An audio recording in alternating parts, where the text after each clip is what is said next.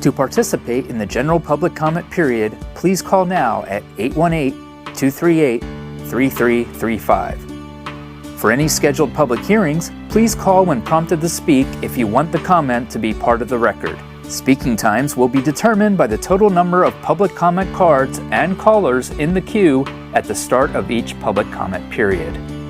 For 1 to 20 total speakers, each speaker will receive up to 3 minutes. For 21 to 39 total speakers, each speaker will receive up to 2 minutes. And for 40 plus total speakers, each speaker will receive up to 1 minute. No additional comment cards or calls will be accepted once the public comment period begins.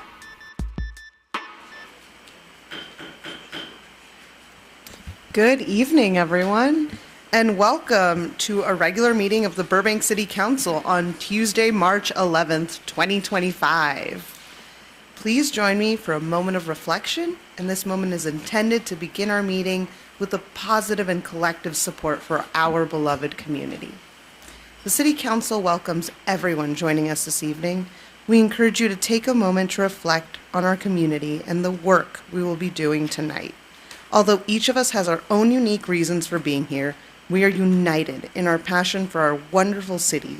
And as we pause, let us consider our individual contributions and what they mean to those around us. Let us find solace in knowing that by working together with a shared spirit of community and partnership, we will always act responsibly for the betterment of Burbank.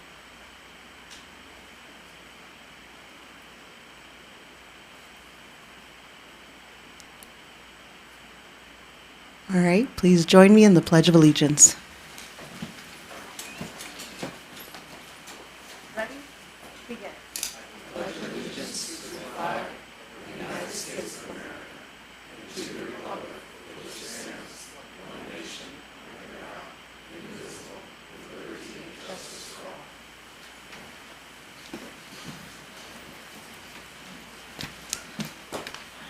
Hi, Madam City Clerk. Welcome back. Thank you. How are you doing tonight? I'm good. How are you, Madam Mayor? I'm still doing great. All right, let's conduct the roll. Councilmember Anthony? Present. Councilmember Mullins? Here. Councilmember Rosati? I'm here. Vice Mayor Takahashi? Present. And Mayor Priss? Oh, tiebreaker. I'm here. Thank you. All right, there will be 3 periods of public comment tonight. Members of the public may comment in person or by telephone during the general public comment period and must submit the cards or call before the general public comment period begins. Our first period is for general public comment on any matter concerning city business or any agenda item. If you're here in person and you wish to speak, you should have submitted a yellow public comment card to our city clerk over here. And if you would like to participate in the general comment over the phone, please call now at 818-238-3335. Callers will be placed in a queue until the public comment period begins, at which time no additional calls will be taken. Additional public comment periods available tonight are following each report, and interpreters are available for assistance with public comment. We have a Spanish speaker. And do we have an Armenian speaker tonight? No Armenian speaker tonight. Apologies, folks. But we have a Spanish-speaking interpreter tonight here with us this evening, sitting in the front row. And you can connect with them if you need assistance. If I see nobody asking for interpretation by the time we hit our public comment period, I will allow our interpreter to go home. All right. Now, on a more serious note, tonight we're adjourning in memory of former city manager Ron E. Davis. Ron Davis passed away peacefully on January 9th, 2025. Ron dedicated 20 years of his career to serving Burbank, including 17 years as a general manager of our Burbank Water and Power. In 1999, Ron Davis transitioned from the private to the public sector to become the general manager for BWP. During Ron's 17-year tenure, BWP evolved into a model organization recognized internationally for innovation and dependability, while delivering some of the lowest water and electricity rates in all of Southern California, which we still do. In 2016, Ron was appointed to city manager and served in this capacity until 2019. Notably, Throughout his career in Burbank, Ron was actively involved in the community, supporting numerous Burbank nonprofits, with the Teen Center at the East Valley Boys and Girls Club named after him. Based on his significant impact to the city of Burbank, the BWP Administration Building and our Eco Campus was renamed in his honor in 2021. Ron was instrumental in establishing the vision for the Eco Campus, which incorporated sustainable landscaping elements and practices. Ron was an outstanding public servant who truly made a difference in the community. His contributions have left a lasting impact, and he will be deeply missed and fondly remembered. And as a side note, we were very honored to see him remembered and the California State Legislature adjourn in his honor shortly after his passing. So thank you to Ron for your years of dedication, and we will be adjourning his honor tonight. All right, we have 7 announcements this evening.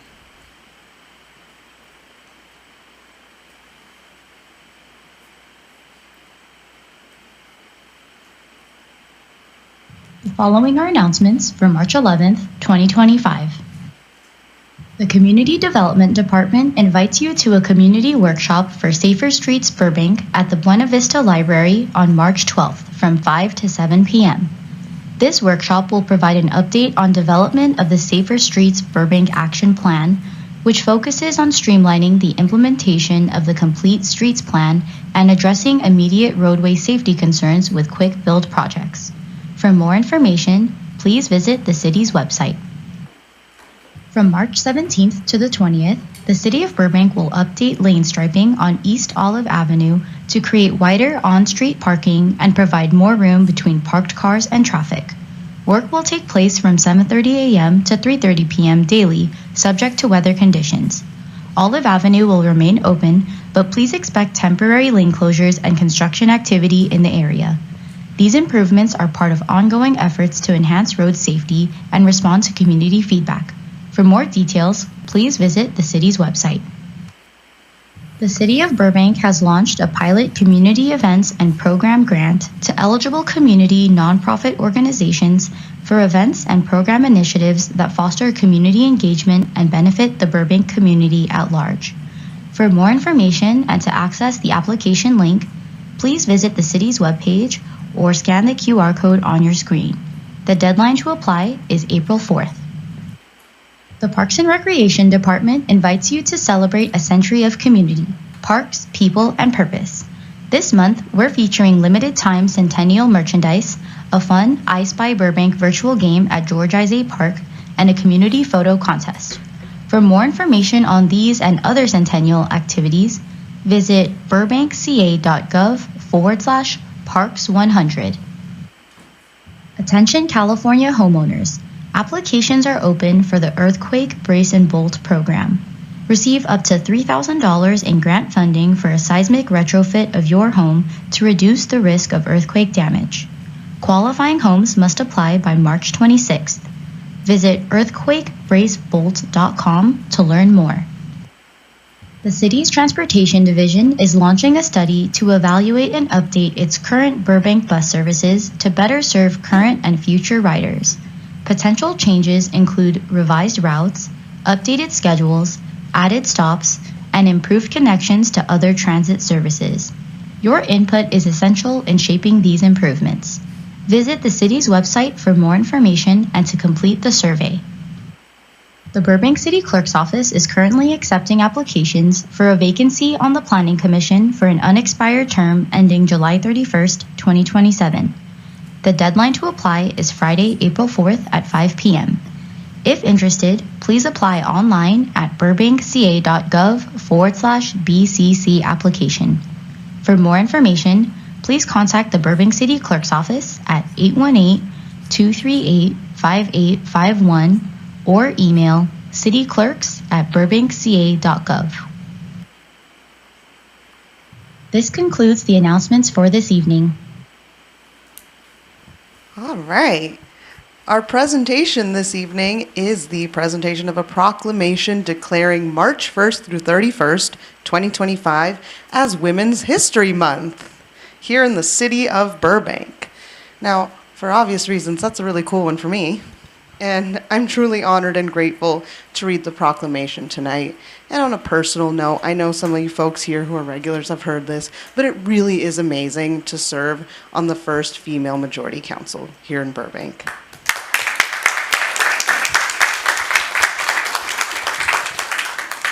And so, tonight I want to thank my colleagues, our Vice Mayor Tomo Takahashi and our Councilmember Suzette Mullins for sharing in this endeavor with me and being the first pioneers on this. And I'm going to ask you both to come on down.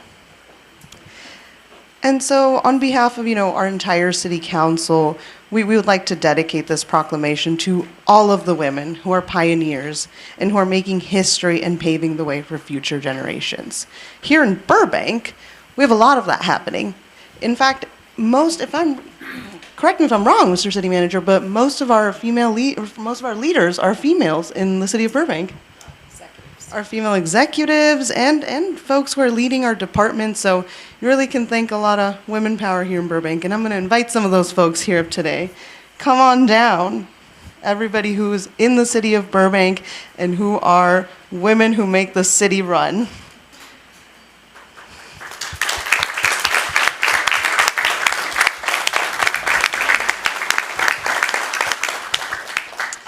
All right.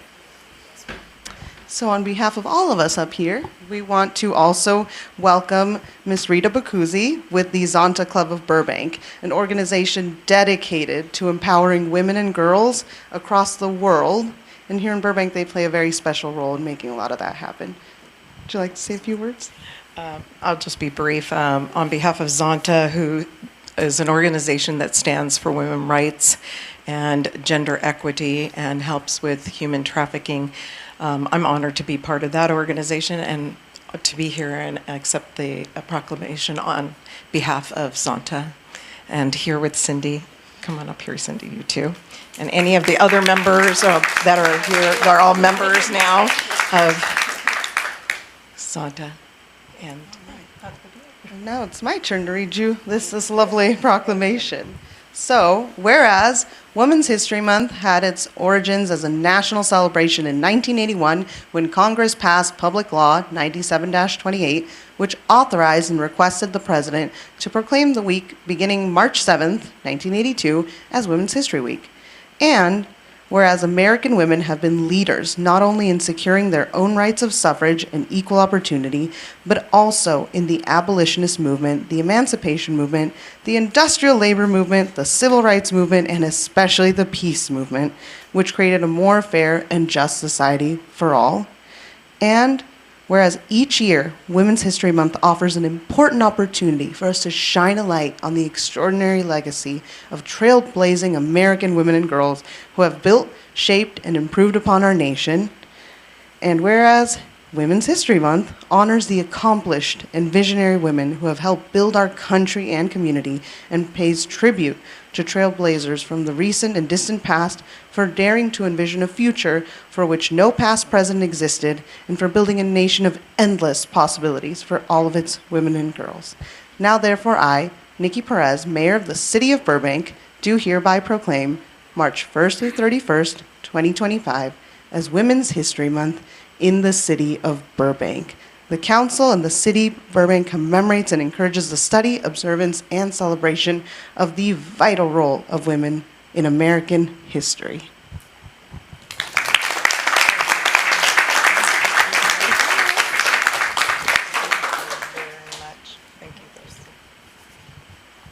All right, now let's take a picture.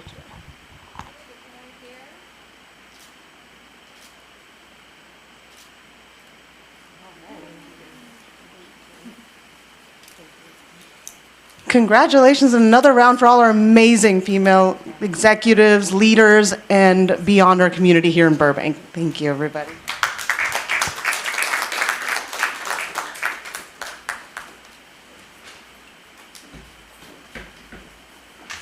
Mr. City Manager, anything to report tonight? Yes, Madam Mayor, I do. Where are you? Yes, I do have one item. I'll let you take your seat before I introduce our staff. Okay, so I do have one item. I'd like to introduce our Assistant Community Development Director, David Kriske. He's going to provide a brief update on our new parking pilot program in the downtown. Good evening, Madam Mayor, members of the City Council. David Kriske with the Community Development Department. And as Mr. Hess said, I wanted to give an update on our new parking management program for downtown Burbank, which launched on Friday. This is implementing your council direction late last year to implement parking management in our downtown Burbank. And really, we have three goals. We want to increase the availability and convenience of parking for folks visiting the downtown. We want increased access to the businesses in downtown by increasing the turnover of those prime parking spaces in the core of downtown. And then we also want to reduce congestion caused by cars that today, or as of Friday, were circling the area looking for parking to manage it more easily. And so to do that, you approved us to implement a parking charge on 145 spaces in downtown Burbank. It's on San Fernando Boulevard between Angelino and Magnolia, and then the side streets leading off of San Fernando between 1st and 3rd. So that's Magnolia, Palm, Orange Grove, and Olive Avenue. So 145 spaces, and of course we still have over 5,000 spaces in downtown Burbank that we haven't changed the rules on those. And so those 145 spaces are now have now implemented a charge to park. It's $2 an hour. There are many ways to pay, and the measure of our success in this endeavor is that our goal is that if you are trying to find parking on San Fernando Boulevard in those premium spaces, you'll always see a couple of spaces to pull in. We don't want anyone circling. We don't want anyone seeing no parking. The goal is to have a few spaces always available, and that is our North Star for this effort. As I mentioned, there are several ways to pay for this parking in downtown. There are kiosks located throughout the area. You can pay by coin or by credit card with the kiosk. You can also call on a phone number if you need assistance directly. We also are recommending that you also look at using our online ability to pay, so you can pay from your car. You don't even have to walk from where you're parked. And we partnered with Park Mobile, which is a online parking management provider that's all over Los Angeles County and actually throughout the nation. And they are managing the online payment. So through Park Mobile, you can download the app. You can go to their website. You can text a phone number to say pay, and you will be able to pay right from your car. And you also some other benefits. You can get updates of when your time is expiring. You can add more time if you are running late. And so we're really recommending that folks give the Park Mobile a try for that. And like I said, there are still 5,000 free parking spaces in downtown. So if you don't need those convenient spaces, you have all the other options. But if you need to run in and grab something, we are hoping that you will now always see a space on San Fernando. We're only going to charge an amount that is just enough to make that happen. And we started at $2, and we'll be evaluating how the traffic responds and how the parking responds with this initial rollout. So we've been operating since Friday at 8 a.m. And had a pretty smooth rollout. People seem to be able to find the pay options are pretty smoothly rolled out. We also have ambassadors roaming the downtown to help people who may have a problem figuring out how to pay or where to pay. That'll be going for the next week. And then we are enforcing, but we are enforcing with warnings for 2 weeks. So because it's new, folks may need some time to get used to it. There'll be no tickets issued for the next 2 weeks. And so that is an update, and I'm available for any questions. Brief questions from our council. Thank you, Madam Mayor. Thank you, Mr. Kriske. Could you just walk us through disabled placards? How does a blue placard work? They can park in any of the blue spaces. What if they park in a paid space? Yes, so we did not touch the existing blue spaces on San Fernando Boulevard, so those are still available. And of course, the placard applies there. But with paid parking, every parking space is almost a disabled space. So you can park in any non-disabled marked space by California state law. And if you have a placard, you are exempt from the charge and you are exempt from the time limit. Oh, wow. From the charge and the time limit. Yes. That's great. Okay. Thank you. Any other brief questions? No? Okay, seeing none. Thank you, Mr. Thank you. Kriske. All righty. Anything else to report, Mr. City Manager? Okay, great. Mr. City Attorney, will you please report on closed session? Yes, Oh. Madam. Sorry, I skipped an entire section here. I'm so sorry. I know you're ready to go. Sorry, Joe. We have one council presentation this evening, which is a presentation on the City of Burbank Community Events and Program Grant. This is a presentation from our city staff who have been working very diligently on this. And sorry, I almost skipped you all. I thought you were after, Joe. So I welcome Ms. Kylene Pecourt and Ms. Catherine Labrato from the City Manager's Office to present. Thank you so much. Can I please have the PowerPoint presentation? So, good evening, Mayor Perez, Vice Mayor Takahashi, and members of the City Council. Kylene Pecourt, Administrative Analyst with the City Manager's Office. Tonight, I will be presenting an overview of the city's pilot community events and program grant. To provide some background information, this grant program was previously requested on May 7th, 2024, by then Vice Mayor Perez as a budget discussion paper. On May 21st, the Parks and Recreation Department provided an informational memorandum discussing the feasibility of establishing such a program, and on June 4th, City Council approved a pilot grant program for the next 2 fiscal years, with $50,000 in fiscal year 24-25 and $50,000 in fiscal year 25-26. In determining grant specifics and criteria, staff researched similar programs in other cities, including the cities of Camarillo, Newport Beach, and Westlake Village. Staff also considered comparable programs in the city of Burbank, such as the Community Arts Grant administered by the Parks and Recreation Department and the Cultural Arts Commission, and the Community Development Block Grant administered by the Community Development Department. The purpose of the Community Events and Program Grant is to provide monetary grants to eligible community nonprofit organizations for events and program initiatives that foster community engagement and benefit the Burbank community at large. Based on best practices in other cities and Council's general discussion regarding the program grant, the following guidelines were created. To be eligible to apply for grant monies under this program, a community nonprofit organization must be a nonprofit 501c3 organization based in the city of Burbank. If the organization is not based in Burbank, a written justification will need to be provided detailing how the organization serves the Burbank community. In addition, the organization must serve the greater city of Burbank community. The proposed event or program should benefit locally based causes and provide recreational, cultural, and/or social benefits to Burbank residents. All proposals for grant monies must occur within the city of Burbank, have a set date, time, and location, and should be accessible to the entire community. The full list of eligibility and ineligibility criteria can be found on the dedicated webpage and program guidelines. The following outlines important dates and deadlines for the pilot grant program for fiscal year 24-25. The application submission period began yesterday, March 10th. 2 application workshops will be held to provide organizations with general information regarding the grant and to provide guidance to those who have questions.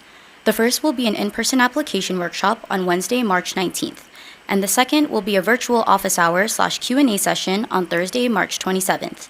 Both workshops will be recorded and posted on the webpage for those who are unable to attend. The application deadline is Friday, April 4th at 5 p.m. In April, an internal city staff committee will review and evaluate applications. At the May 20th council meeting, City Council will review funding recommendations and determine how grant funds are awarded and to whom. And by June 30th, grant funds will be dispersed to the selected recipients. Regarding the application process, applications should be submitted using the online form linked on the dedicated webpage, and they are open now until Friday, April 4th. Applicants will receive an email confirming that their application has been received, and staff will communicate with the applicant regarding the status of their application as it moves through the review process. The following provides an overview of the evaluation process, which begins with the City Manager's Office staff reviewing applications for completeness. If there is an administrative issue with an application, staff will reach out to the applicant to submit the correct info, which could include correcting a typo or requesting a missing supplemental document. Next, applications will be reviewed by an internal city staff committee made up of representatives from the Community Development, Parks and Recreation, Financial Services, and City Manager's Office departments. Applications will be reviewed and evaluated based on the following criteria: organization capacity, event or program feasibility, community need and impact, and budget and financial management. These objective criteria will help the committee determine an organization's ability to successfully implement their proposed event or program, as well as provide information about the organization's mission. All applications will be provided to City Council for review. Again, a full description of the evaluation criteria can be found on the dedicated webpage and grant program guidelines. The pilot grant program will be funded from the general fund in the amount of $50,000 for fiscal year 24-25. While the staff committee will recommend that grant awards generally fall within a range of $2,500 to $10,000, council will have final determination of and authority over grant allocations. In addition, individual grant awards may vary depending on the total number of qualified applicants and requested amounts. Funds will be dispersed by June 30th, 2025. In all cases, City Council retains sole and absolute discretion in administering the program, including selected award recipients and determining the level of funding for each approved recipient. Staff will continue to promote the grant program and application workshops via social media posts, e-blasts, and City Council announcements. The dedicated webpage can be found by visiting the link on the screen or scanning the QR code. For any questions, please email communitygrant@burbankca.gov. In conclusion, we are excited to announce City Council's pilot community events and program grant. Since launching the program, staff has begun fielding inquiries, and we are eager to continue supporting applicants throughout the process, either via email or at one of our community workshops. As we move forward, we are thrilled to see the variety of proposals and the range of organizations eager to host events that will have a positive impact on the community. While this is a pilot program, we are committed to working through any unanticipated challenges and use them as valuable learning opportunities for the 25-26 program year. We are eager to see how these events and programs will benefit and enrich the Burbank community. Thank you. Thank you so much for the presentation, Ms. Pecor, and thank you, Ms. Librato. I'm personally very thankful to both of you. As you know, this was an item I put forward, and it's amazing to see it realized and for the benefit of our community. So thank you both, and from the bottom of my heart. And does anybody have any brief questions for them? No? Just thank you for my colleagues and I. Thank you so much. Both. Thank you. And if you'd like to apply, you now know how. All right. Now, Mr. City Attorney, would you like to report on closed session? Yes, Madam Mayor, Vice Mayor, City Council, and for the benefit of the public, the City Council met this afternoon at 4 p.m. to discuss 4 items in closed session. The first item was conference with the city's real property negotiator, Parks and Rec Director Marissa Garcia, concerning the Burbank Center Stage Theater at 555 North 3rd Street. Councilmember Anthony recused himself under the Levine Act for receiving campaign contribution from the lessee. So 4 council members participated in that matter. Council met on 3 labor negotiation matters pursuant to Government Code Section 54957.6 concerning negotiations with Burbank Management Association, Burbank Firefighters International Association of Firefighters Local 778, and the Burbank City Employees Association. The City Council took no reportable actions this evening. Thank you, Mr. City Attorney. All right. Now is the time for general public comment. I'll be calling out the speaker's name as well as the person who is next in line to speak. In order to keep public comment moving in a timely fashion, we have a designated seat right here in the front for you if you're next. And a timer is available on the podium so you know how much time you have left. Seeing that there are no requests for the interpreter, I will also be relieving him of his charge tonight. Thank you for being here. And persons may choose to use the first period of public comment to address an agendized report, but will not be able to speak on that item later on in the agenda. Please state your name for the record. Correct me if I mispronounce it. And Madam City Clerk, how many public comment speakers do we have today? We have 14 total between cards and callers. Great, so One that is coming in, 15. 15. That is still less than 20 speakers, so everybody will have 3 minutes to share their thoughts with City Council based on the number of speakers in accordance with our policy.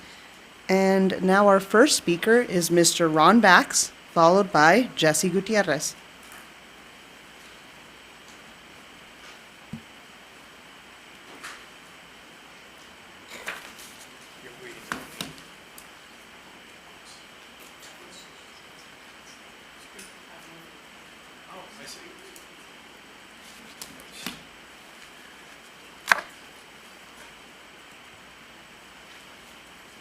Welcome, Mr. Bax.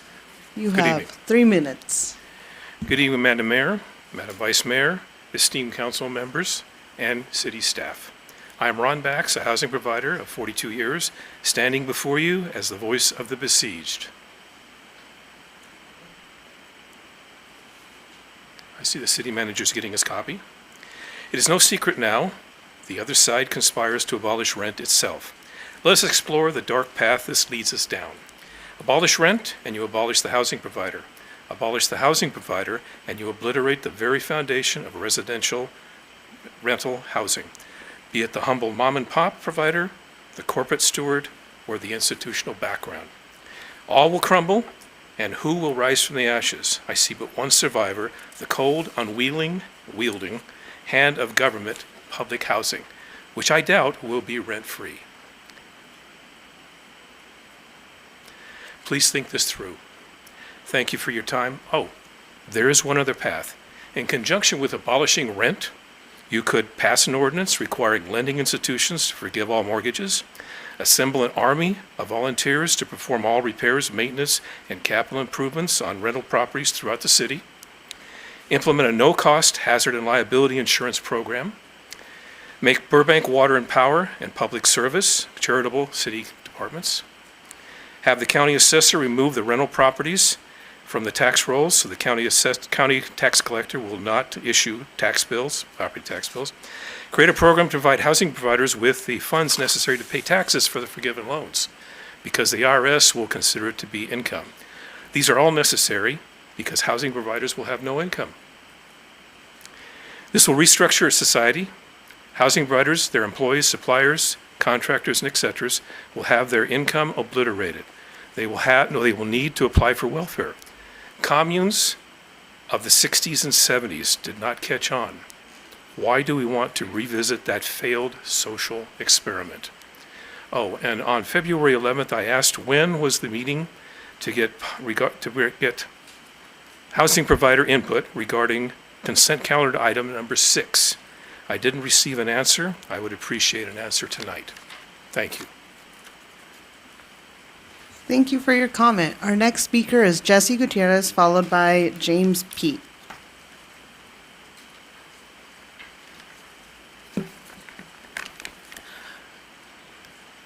Good evening, Mayor Perez, members of the council. My name is Jesse Gutierrez. I am here to speak on the potential for a fair work week ordinance here in Burbank. These policies are nothing new, passed by the LA City Council in 2023 and by the Board of Supervisors for unincorporated Los Angeles County in 2024.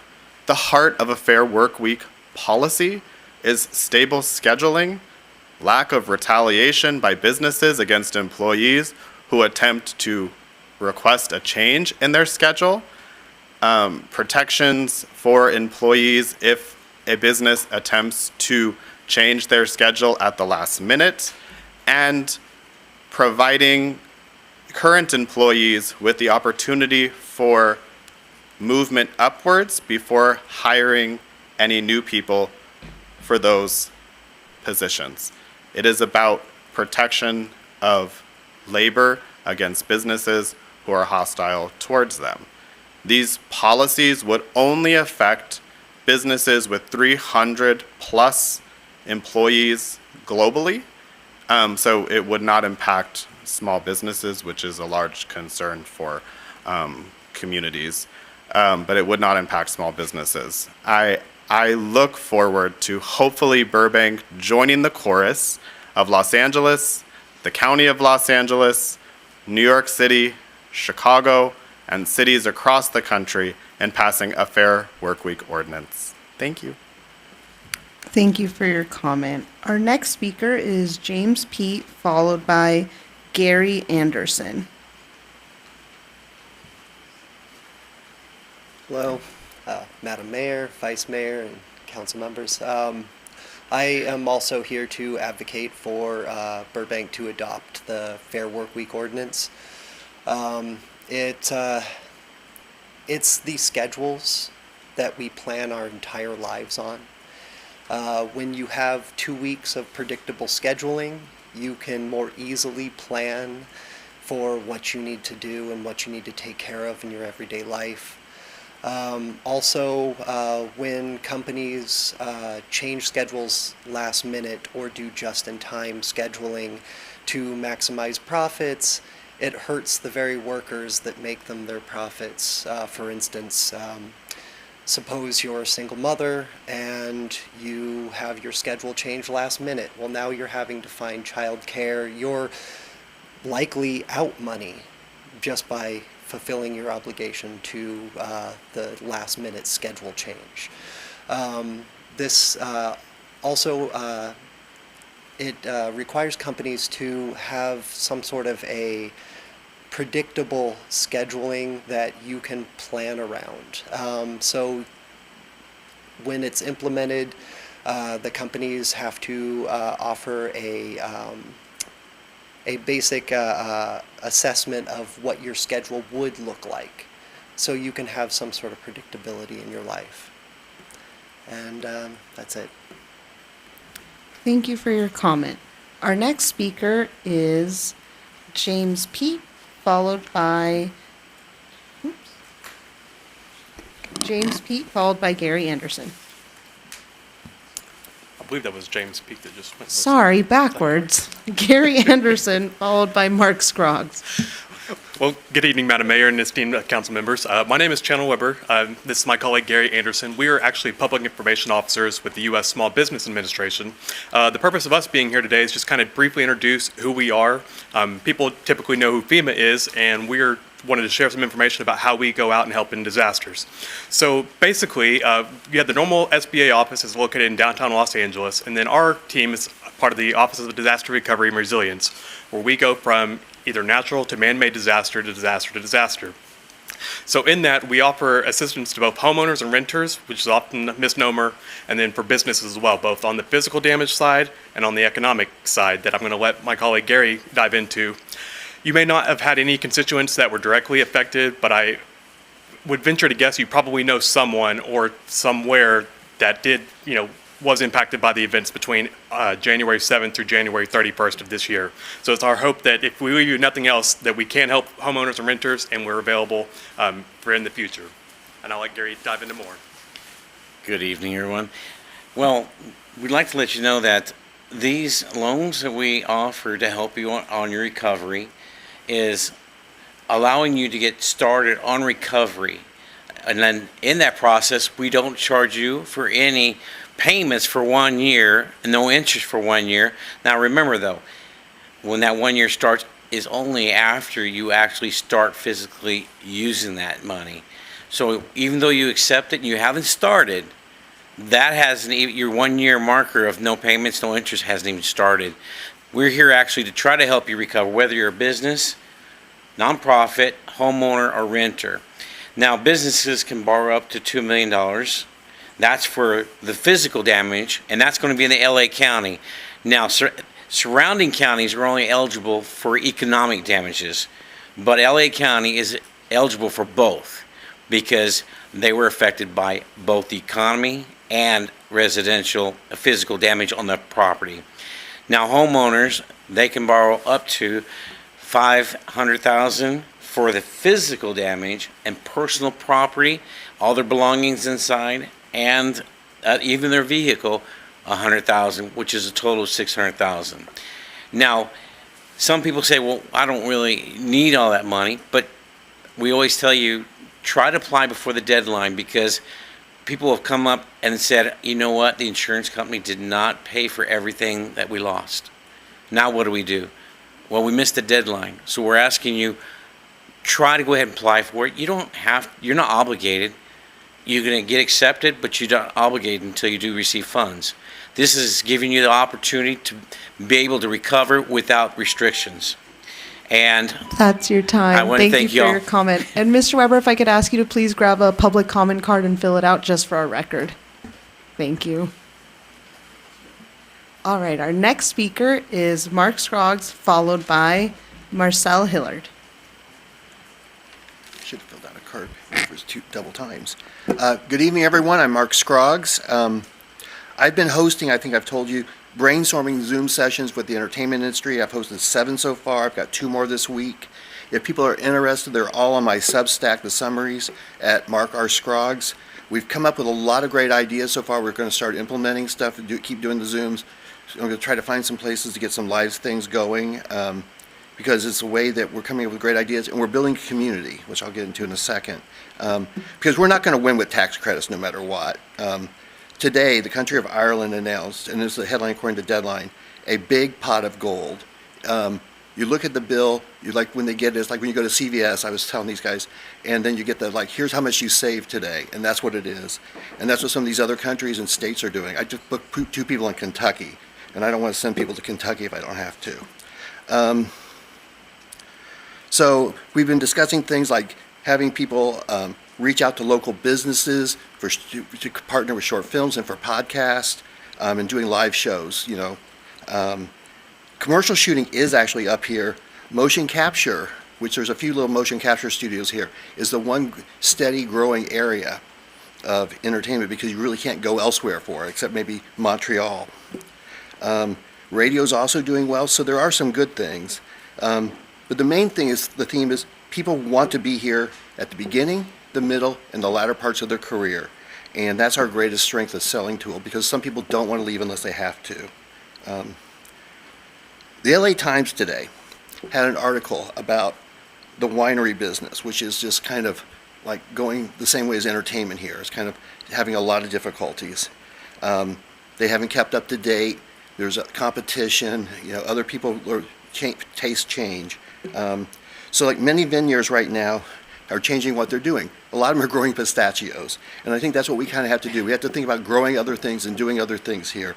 More short films, more independent stuff. Like I said, don't trust the big studios, no matter what. They're nice when they're around, but they'll go elsewhere. So if people are interested, you can just email me, just my work email, because that's where everybody goes to, and they go to IMDb. It's mark@lbtalent.com. I can give you other information. Thanks. Thank you for your comment. Our next speaker is Marcel Hillard, followed by David Donahue. All right, good evening, Mayor and City Council. My name is Marcel Hilliard, and I work for an AI and robotics company based here.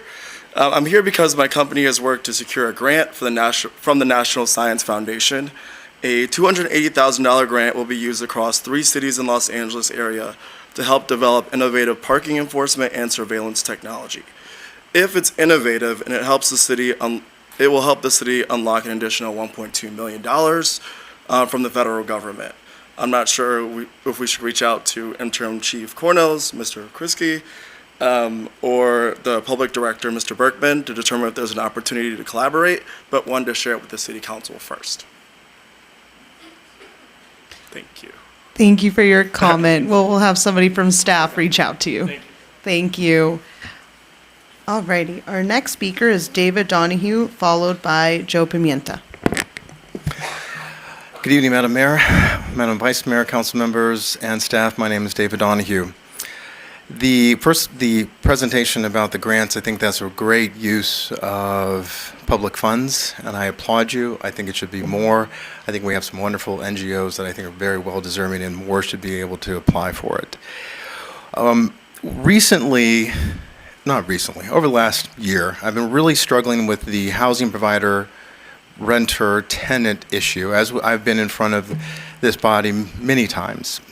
And one of the things that I think that we need to do is pay very close attention to the concerns of the renter, of the tenant, and how our fighting back for the interests of the housing provider is actually equally fighting for the tenant and the resident. Because to bring forward to you the additional costs that are being borne by the housing providers, and how that if they can't recover that, the pressure is on the renter to absorb some of that. We want to stop that. We want to be able to control what those price increases and pressures are. But then I actually was trying to figure out, because I had made an offer and extended to members of the BTU to actually start looking into this. I actually said, do you want to come and have a meeting with Burbank Water and Power? Again, you all know how fond I am of the general manager, Ms. Mandeep Samra, and her entire team, because they are so giving of their time and able to provide that to people to answer the question on why the rates are going up. and the certain mandates that are coming from Sacramento that increase that. That affects the housing provider. So I was kind of concerned why there wasn't like, let's get on the same page to figure it out. But then I joined the DSA-LA newsletter. And oh my goodness gracious, one of the wonderful things that they promote is abolish rents. Abolish rents is something that they study on a regular basis. I love the grin on Councilmember Anthony's face. Yes, and he just said, good book for the record. There is a section out of this that I think answered the question. It is my opinion, reading just a few pages of this abolish rent book that is supported and advocated by the DSA LA, which Councilmember Anthony has said he's going to co-govern with. So he's co-governing with the organization that is promoting abolish rent. Let me read this to you in the last several seconds that I have. From the perspective of tenants, the answer to the housing crisis is as simple as it is revolutionary. A world without landlords and a world without rent. I'll leave you with that. Thank you. Thank you for your comment. Our last in-person speaker is Joe Pimienta. And thank you again for the bunny Easter drawings on here. You have 3 minutes. Good evening, Mayor, Vice Mayor, council members, staff, and everybody present in the chamber. Just to quickly respond to that, read the rest of the book. It's really good. And don't threaten me with a good time. On a serious note, I'm pretty sure that everyone by now is familiar with the situation that happened to Mohammed Khalil over this weekend. And I just want to bring up to the attention, specifically because I am speaking in this podium, putting it on public record, that that's where we are in this country now, where people with a green card are now subject to being removed from their home and being disappeared for hours with no knowledge of their whereabouts, simply for exercising their First Amendment rights. So I've seen a lot of people speak against this. I have not seen a whole lot of federal public officials speak against this. So I'm really hoping to hear more decry from our public officials of why this is deliberately an attack on our civil liberties. Just wanted to bring that up. Give me a second. All right. On other news, so Los Angeles just closed the rent eviction loophole, and I think it'd be great if we can take a look into how they did that and what their measures are, because as you may remember, this is something that specifically members of the BTU, myself, and other members of the city of Burbank have brought to your attention of something that it continues to happen. So taking a look at what both the South of Pasadena did in 2023 and what the Los Angeles just did, I think would be an excellent way to just to keep that conversation forward. Lastly, so as an advocate for cycling, I am not a big fan of asking, more of to spend more money, but I would just really like to ask when it would be possible to put a parking for bikes at the community service building that is not next to the dumpster, because it's just, again, I'm grateful that we have somewhere to park our bikes safely, but I'm pretty sure that none of you can disagree too much that I think it would be more dignified for cyclists if the parking is not exactly next to where the rubbish is. Other than that, I won't be here for the actual day, so I want to wish everyone a happy St. Patrick's Day. And once more, for all your services and for your time, thank you very much. I hope you have a good evening. I will be here for the rest of the agenda. Thank you. Thank you for your comment. Madam City Clerk, do we have folks on the phone lines? We do. I think it's 7 to 8. I think we had one call coming in at the end that made it in time. All right, great. Let's send in the first caller. The first caller is Nathan Adair. Hi, Nathan. You're on with City Council. You have 3 minutes. Hi, my name is Nathan. I live in the Media District. Here are some issues that I noticed with the report on e-device usage. First, the report shows a large uptick in e-bike collisions, and yet it ignores the fact that normal bikes are seeing a similar spike in collisions. Why are we ignoring that a shared reason like poor bike infrastructure could be the cause of both of these increases? Second, the report makes the claim that the accident rate for e-devices is much worse, and yet it only provides base number data, not rate data. Where is the estimate of overall users of each travel mode in each year? Finally, the conclusion of the report proposes having certain areas restricted and yet provides no data for how many incidents are occurring in those areas. For instance, many people claim that e-devices should not be allowed on the Chandler bike path, and yet, when I look at the heat map of KSIs provided by the Safer Streets Burbank program, the Chandler bike path isn't even highlighted as one of the most dangerous pathways. So why should we restrict usage on one of our safest paths? On a more personal level, I've been using my e-bike to commute for 2 years. When my daughter recently got approved by her pediatrician to start riding in a bike trailer, I rushed home to excitedly tell my wife that I would start using the bike to drop our little dumpling off at daycare. To which she said, "Hang on a second. Show me the route you plan to take." Because at the end of the day, even though our streets may be safe enough for some middle-aged man to ride to work, they are absolutely not safe enough for our most vulnerable citizens, our children and our retirees. I bet if we work to fix that issue, then we would also fix many of the issues which are affecting these e-device riders. Thank you. Thank you for your comment. The next caller is Robert Stotts. Hi, Robert. You're on with City Council. You have 3 minutes. Good evening, Mayor and City Council. My name is Robert Stotts. I actually own Stotts Bicycles. We've been here for 25 years, serving the community. I'm on the phone today because I just wanted to chat a little bit about the e-bike situation that's going on.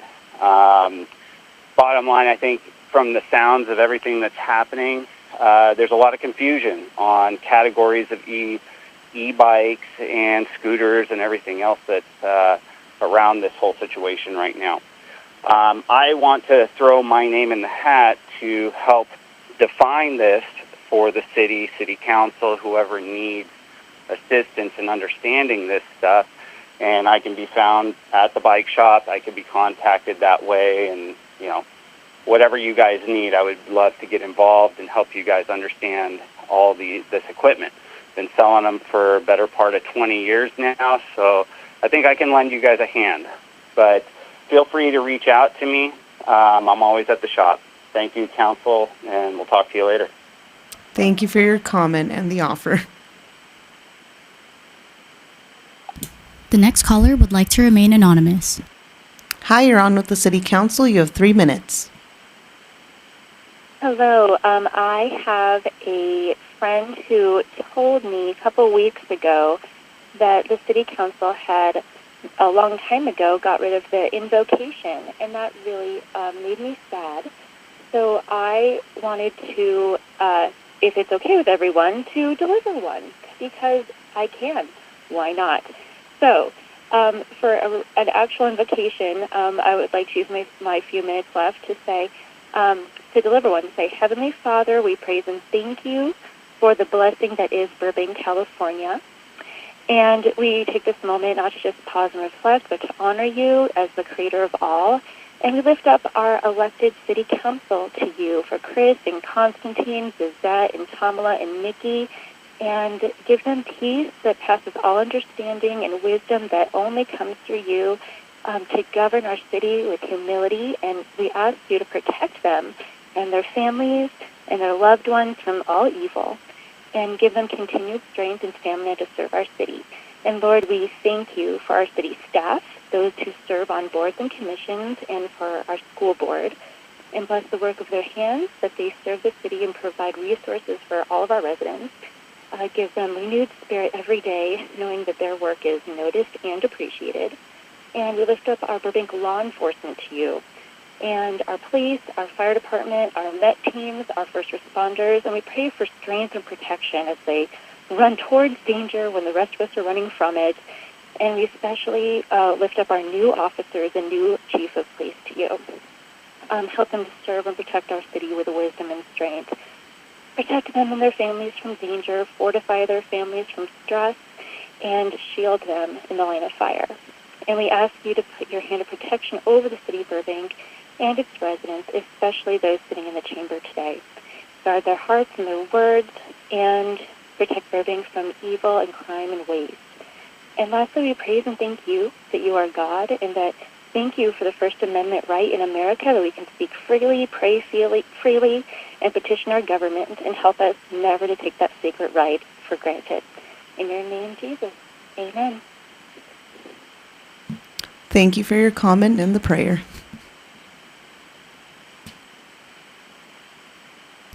The next caller is Garen Gazumian. Hi, Garen. You're on with the Burbank City Council. You have 3 minutes. Good evening, Council and fellow Burbank community. My name is Garen Gozumian with Butterfly Gardens, a developer and small business in Burbank. Our mixed-income housing development in the Rancho was approved last November. A few weeks ago, Rancho neighborhood leaders sued the city of Burbank, again, trying to block an affordable housing project in the middle of a housing crisis. For nearly 4 years, they have engaged Burbank in lawsuits to delay housing, despite California laws that explicitly support new development. This small group, representing just 1% of Burbank population, continues to seize an unbridled share of city resources at the expense of the broader community. Rancho leaders continue to think that facts and laws don't apply to them. Despite their claims, city records from last October show only 25 registered horses in Burbank. This raises concerns about the actual equine population remaining in the city. And while Rancho leaders argue that construction will endanger horses, they have provided no credible evidence of this in 4 years. Meanwhile, leaders of the groups suing the city are illegally keeping horses in Burbank without permits. They seem to think that public health and animal safety laws apply to them. There are also horse businesses in the Rancho operating without business licenses and required CUPs, which are intended to ensure safe and sanitary facilities for the welfare of the animals and the public. This raises concerns about legality and animal welfare in the Rancho. The cost to register a horse in Burbank is just $22 a year, yet Rancho leaders are spending tens of thousands of dollars on lawsuits against the city based on unverified claims. At the same time, Rancho leaders push the city into funding a Rancho-specific plan that will cost Burbank $3 million over the next 10 years. They have also lobbied for a $10 million horse trail on Riverside from Maine to Mariposa. Together, that amounts to $520,000 of Burbank money per registered horse. That's not counting the city's legal costs and the thousands of hours of staff's time. It's time to ask, are these lawsuits and demands about protecting a small number of horses, or are they about excluding new residents and exploiting the city's resources? The Rancho's equestrian history is special, but Burbank's future must reflect the needs of all its residents. Hundreds of new families will soon call this neighborhood home. Housing and equestrian spaces can coexist, but that requires planning based on facts, not fear-mongering and special interest lobbying. Burbank's resources should be used wisely to benefit the entire city. Let's move forward with a balanced approach, fostering a city that respects Burbank's past while embracing its future. Initiatives that benefit residents. Thank you for your call. The next caller is Madame Queen. Hi, Madame. You're on with the Burbank City Council. You have 3 minutes. Good day, Madam Mayor, Vice Mayor, and City Council members. Madam Queen is how I now pronounce my name, and one day I'll tell you more about what brings that about. But just think of it in terms of some people can sing, and then there are some people who sang. And so I'm Madam Queen, and I'm humbly asking for your help and your support in having the Burbank Senior Disabled Bus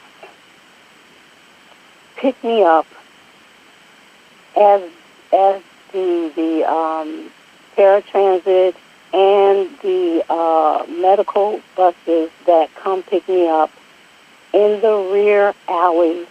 It seems as though someone has complained about them picking me up in the rear alley. As some of you or most of you know, I'm dealing with mobility issues and actually multiple disabling conditions. And in addition to that, I am being unmercifully bullied by just a few tenants that reside where I am, and it has reached proportions that I have taken it to court. And unfortunately, some people think that the laws don't apply to them. One tenant who was attempted service 3 times by the deputy sheriff refused to answer her door. I found a resident, neighbor who knows my situation and served her personally. She did not show up in court, and so I still have to fight those things. And if you don't know, bullying is extremely, extremely scary. It's hurtful. And I am really exhausted because I have to keep moving. I've registered back in school, and I just need the bus to pick me up in the rear alley because I only have one way to leave out of this property, and they stalk me. They have eyes on me every which way that I come. And when I re-enrolled in a program that I do here in Burbank, they picked me up right in the driveway up where the tenant, one who bullies me so much by the trash bin. I have a video that I'm posting and trying my best to remain positive. That's where they pick me up, and it's humiliating because all of the school children are going past. Madam Queen, that's your time. Okay. That's your time. Thank you for your comment. Thank you for calling in. All right. Do we have any more callers? The next caller is Simon Hamill. Hi, Simon. You're on with City Council. You have 3 minutes. Good evening. My name is Simon Hamill. My family and I came to Burbank to be part of the media industry and for the weather. I am calling to follow up on the ZTA you have the option of passing tonight. I realize it's pretty much a done deal, but I wanted to call and be on the record on the same night you choose to strip the rights of existing homeowners who you will no longer allow to appeal to their elected body. It's important to have a record so voters can know that going forward you did not choose to even explore exempting just the single-family homeowners from the ZTA and allow them the ability to retain their quality of life on the extremely rare instance that the municipal code is either ignored or not interpreted properly. In the years that we still have left as California voters, I want to try to return the single-family option back to the period that made California a real competitive possibility for young families involved in the film industry looking to own a single-family home in a single-family neighborhood where their government isn't constantly looking to change the building code to favor building obelisks right up against their home. It's ironic to me that we have more rights at our property in New Jersey where I can't even vote. Even more so is that we're building the newest and most high-tech sound stages not far from there. By the way, for anyone interested, you can pick up a house on a half acre where no one will build a 2-story ADU tower that observes your backyard. You can get home and park fast. You can see your kids after school, and you can even get unlimited water for about $300,000. And the best news is the government doesn't legislate your quality of life away at every turn. Among all the other ways that California needs to catch up to compete with the 8 other booming media markets for families to build and own their future, you can start with protecting existing homeowners in Burbank by exempting them from the appeal changes since it's not absolutely required by state law. I haven't spoken to any homeowner who isn't developing a big property that thinks this is either a good idea or that going to an unelected body as their only choice to preserve their investment and quality of life is in any way a good substitution. Again, I'm just calling to be on the record, and I'm not expecting to be surprised, but you never know. So if you're absolutely not in favor of competing to retain the film industry, I urge you to vote in favor of the ZTA without making any changes and continue to erode the stock of good forever single-family homes in Burbank. The nice weather is not going to save us. Good night. Thank you for your call. The next caller is Joseph Terranova. Hi, Joseph. You're on with City Council. You have 3 minutes. Thank you. I'm a 50-plus year resident and realtor all these years in the city of Burbank. been in real estate sales, property management, and an owner of a couple of small apartment buildings. I have a tremendous amount of experience in landlord-tenant relations over all these years. Madam Mayor and Council, please vote no regarding the adoption of the ordinance of amending the residential tenant protection. You folks are making it extremely difficult for the average housing providers in this city. Basically, you have to hire an attorney before you talk to a tenant. If you have a vacancy, you have to call your attorney to see what kind of an application you have to have and what questions. God forbid you ask the wrong question. It's against the ordinance or against any kind of a law. I really, really wish you would pause. You're trying to solve a problem, and you're creating more problems. It's really important that you understand that it's so difficult for our average clients and myself to provide housing in this city. Pretty soon, the only entities that will own rental property in this city or the state of California will be major corporations and the government, because the individuals cannot operate the way you folks are making these ordinances, constantly amending them. We have the federal laws, we have state laws, we have county laws, and now you folks in the city of Burbank are on the bandwagon and doing the same thing with your ordinances.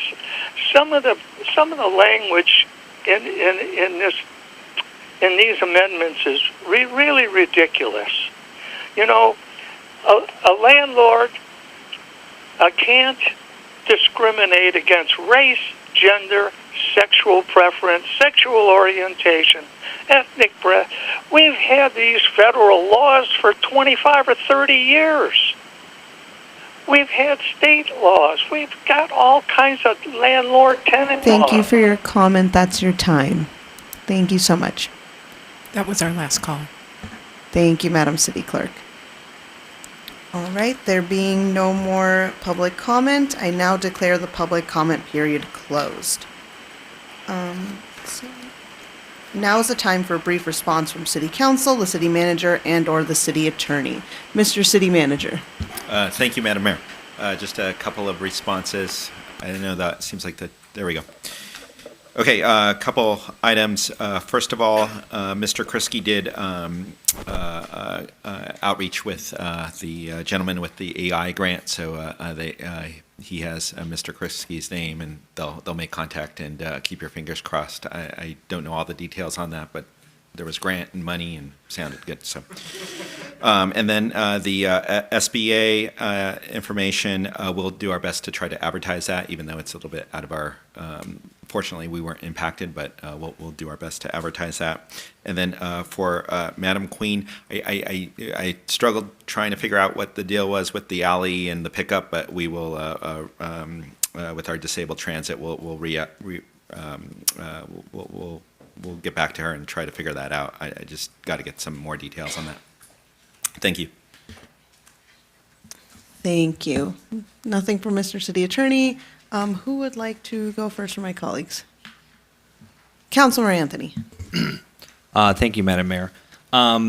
First off, to Ron Davis's family, it was so heartbreaking to hear about that. I'll tell you, for nearly 4 years, I spent Tuesday nights right out there listening to what was happening on this dais, and then immediately would talk to Ron about why did this vote happen, or what's this move here, and how does this work, and the funding? And he was very patient with me. So he was immensely integral into my understanding of how not just Burbank, but city manager, city council manager, cities work, charter cities. He was a wealth of information and a very just smart person. I can't even put it any other way. Very smart. The work he did for the city was immense. So, just my thanks to you, the family, for sharing him with us for all those years. I want to disagree a little bit with Mr. Hamill's assessment of the ZTA. I know it's on consent. So, Madam Mayor, this would not be the time so I'll bring it up. I'll bring it up later. It's on consent, Yeah. so we'll address it when we get there. Yeah. Mr. Hamill, if you're watching, we'll address anything Yeah. during the item itself. Thank you. And then the last thing I would say is there's a lot of talk today and in the last few days about the First Amendment. I want to applaud the caller who came in and gave their own invocation. I thought that was very nice. It is your right to take these 3 minutes and do with it whatever you want, within reason. And what you did was perfectly protected under the Constitution. We had a caller come in about a lawsuit and development, and they are within their rights to call in as a public citizen. We can't respond. We are limited. Government is limited. And that's what those Bill of Rights are for, to limit what the government can and can't do, and to enshrine rights of you as citizens. And so I will just say what is happening right now with a student from Columbia who is a permanent resident, not a full citizen, but there are still rights and protections in this country. It is scary, I guess, for lack of a better term. So I am grateful that we have individuals in this city who feel that they are protected and can come to this podium and say and do the things that are protected under the First Amendment. And that gives me hope. Thank you. Councilor Mullins. Thank you. I too would like to share my condolences to Ron Davis's family and to his wife and children. And as Councilmember Anthony said, thank you for sharing him with all of us. We all had an opportunity to work with him, and he was definitely a great man and a good leader for the city of Burbank. I want to thank everyone who came in and called. I appreciate the prayers as well. I think we all need it. So thank you, the caller, for doing that and speaking, using your time to use it for a prayer. Everyone else that came here, I think the city manager, he did address the issues that I wrote down. So all of you, thank you. And we will be talking about the items on the agenda as they come up. Thank you. Thank you, Councilmember. Vice Mayor Takahashi. Thank you, Madam Mayor. As always, thank you to those who came out tonight and spoke about the things that are important to you. For the items that were on the agenda, we'll adjust those later. And thank you to the callers who called in from home, and to all the emails and meetings that we've had since our last meeting. And then I too want to offer condolences to Ron Davis's family. And one thing that whatever one might know about Ron is that he made an incredible impact on our city that is forever lasting.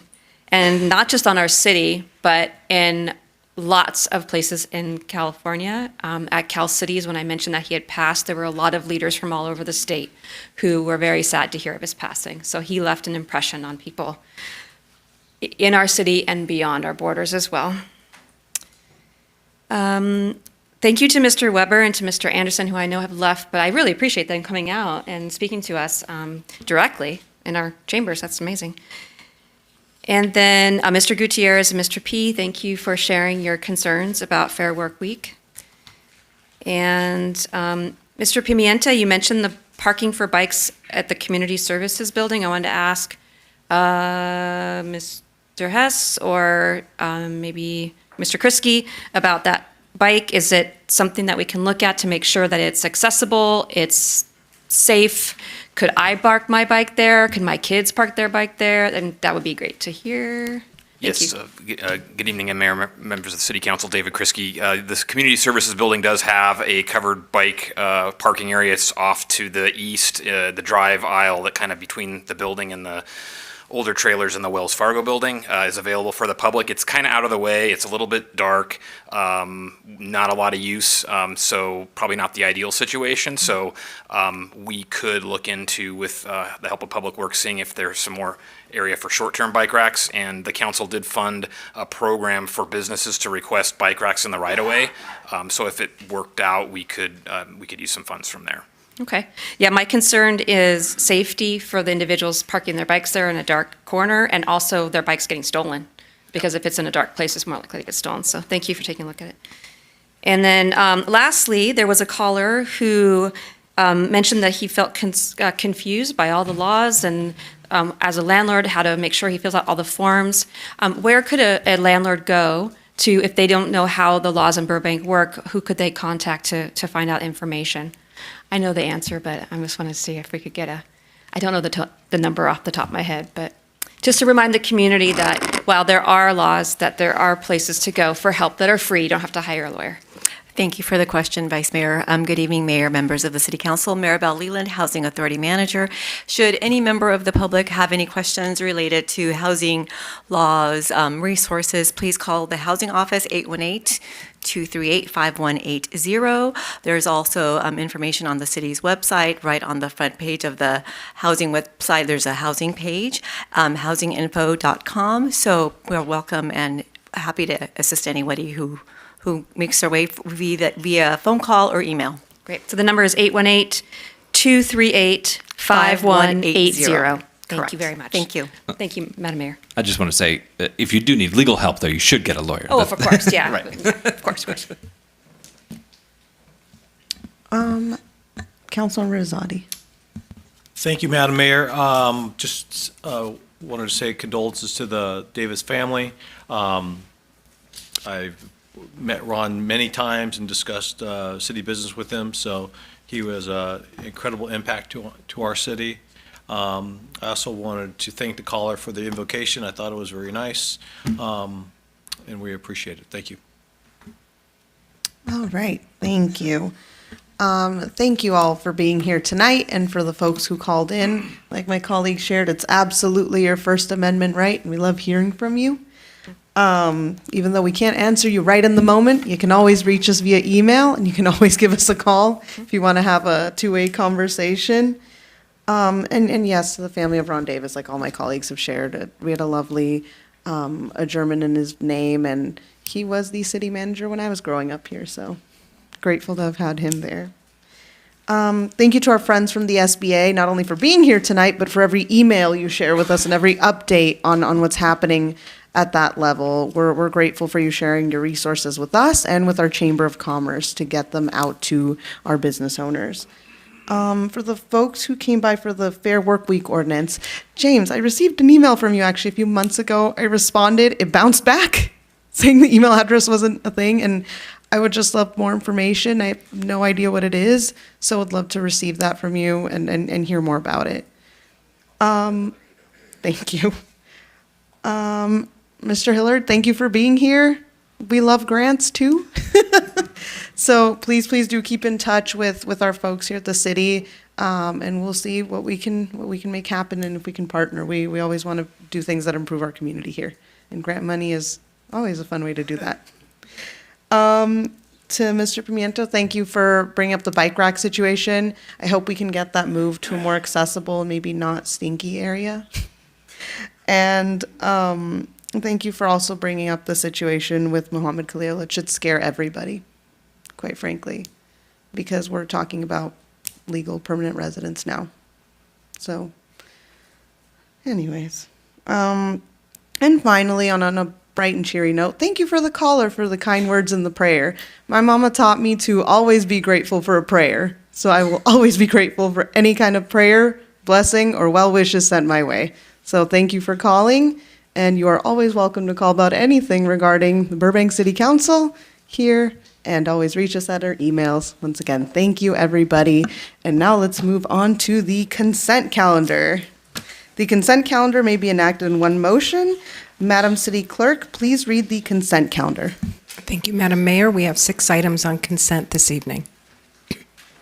Item 1, approval of the City Council minutes of the joint meeting of February 25th, 2025, and the dark meeting of March 4th, 2025.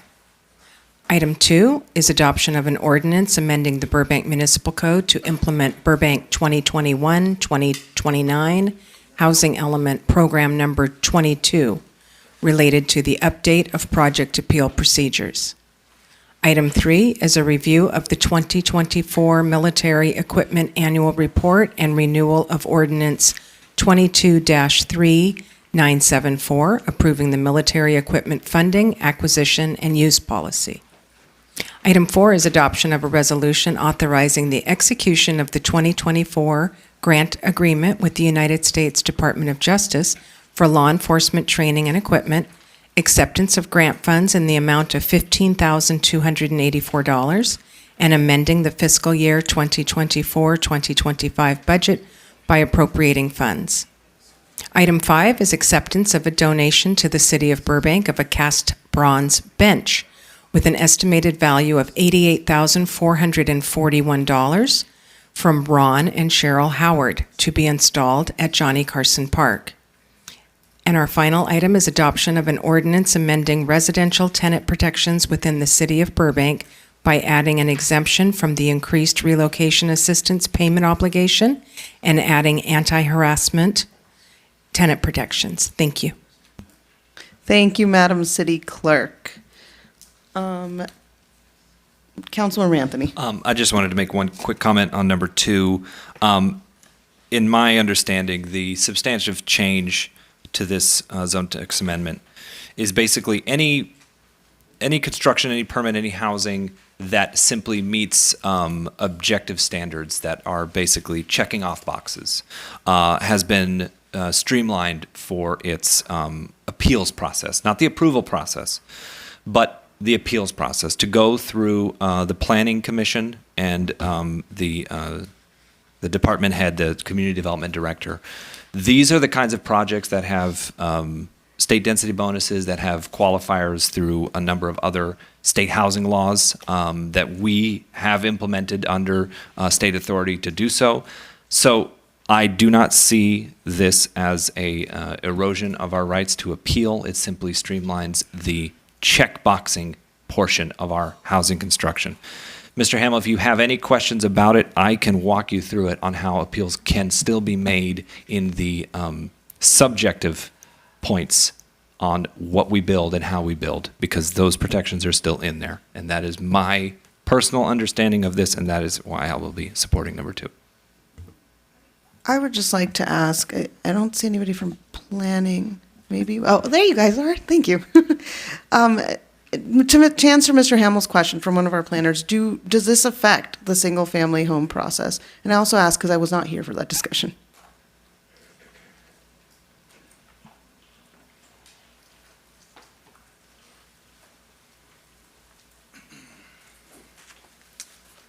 Good evening, Madam Mayor, Vice Mayor, members of the council.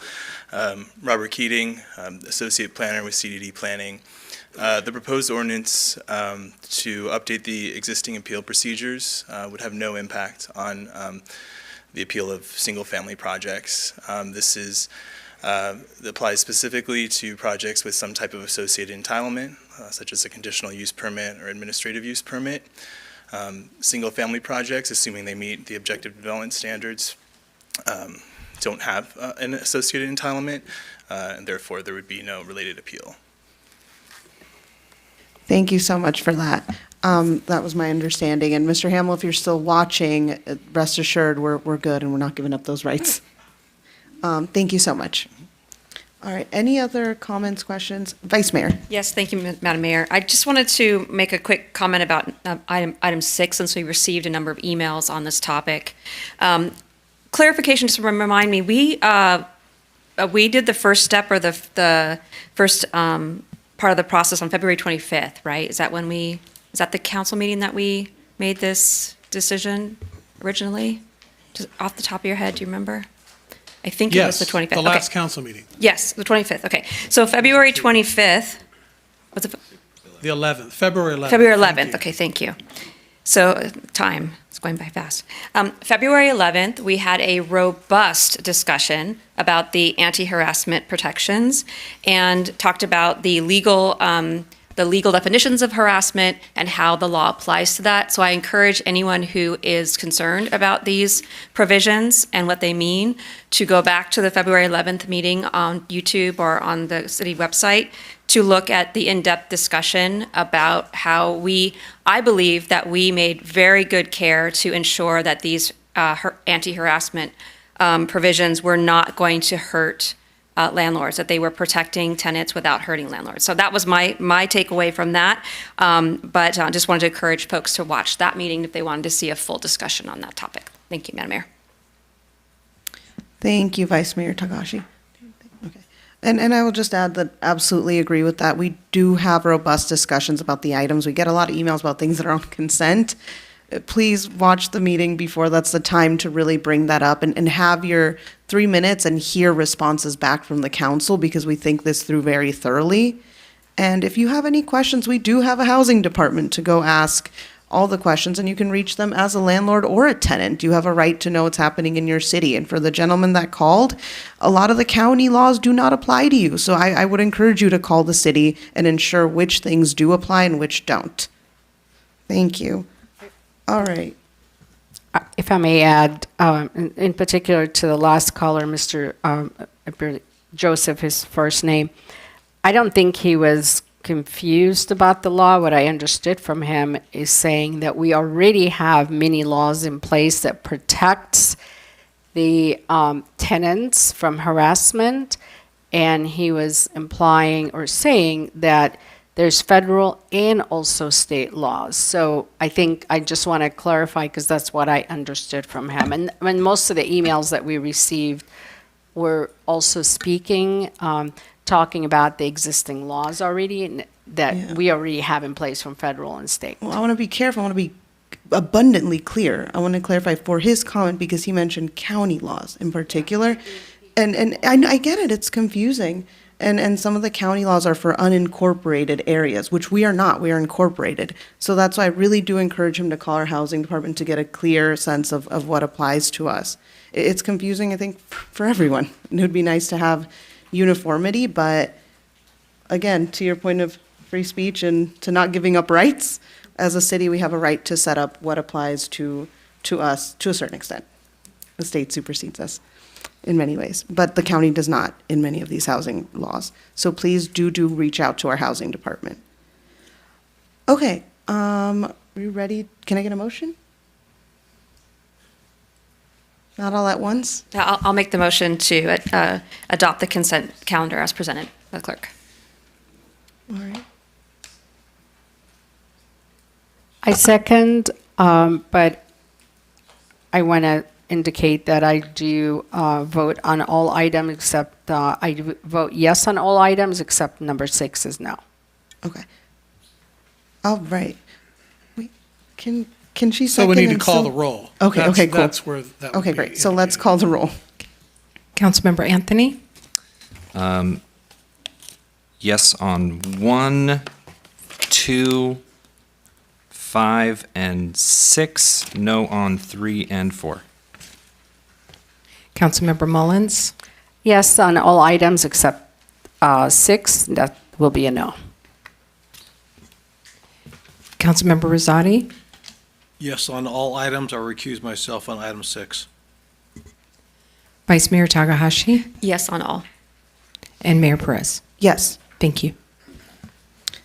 All right, moving on. We have 2 reports to council this evening. After staff's presentation, the city council will proceed with in-person public comment only, and speakers will be allowed to speak on the item at the conclusion of the presentation as long as they have not done so during the first period of general public comment. Please be sure to submit your public comment card now, as no additional cards will be accepted following staff's presentation. Our first report to council tonight is an approval of the City of Burbank 2025 legislative platform. I welcome Ms. Catherine Labrato, Assistant to the City Manager, to present the report.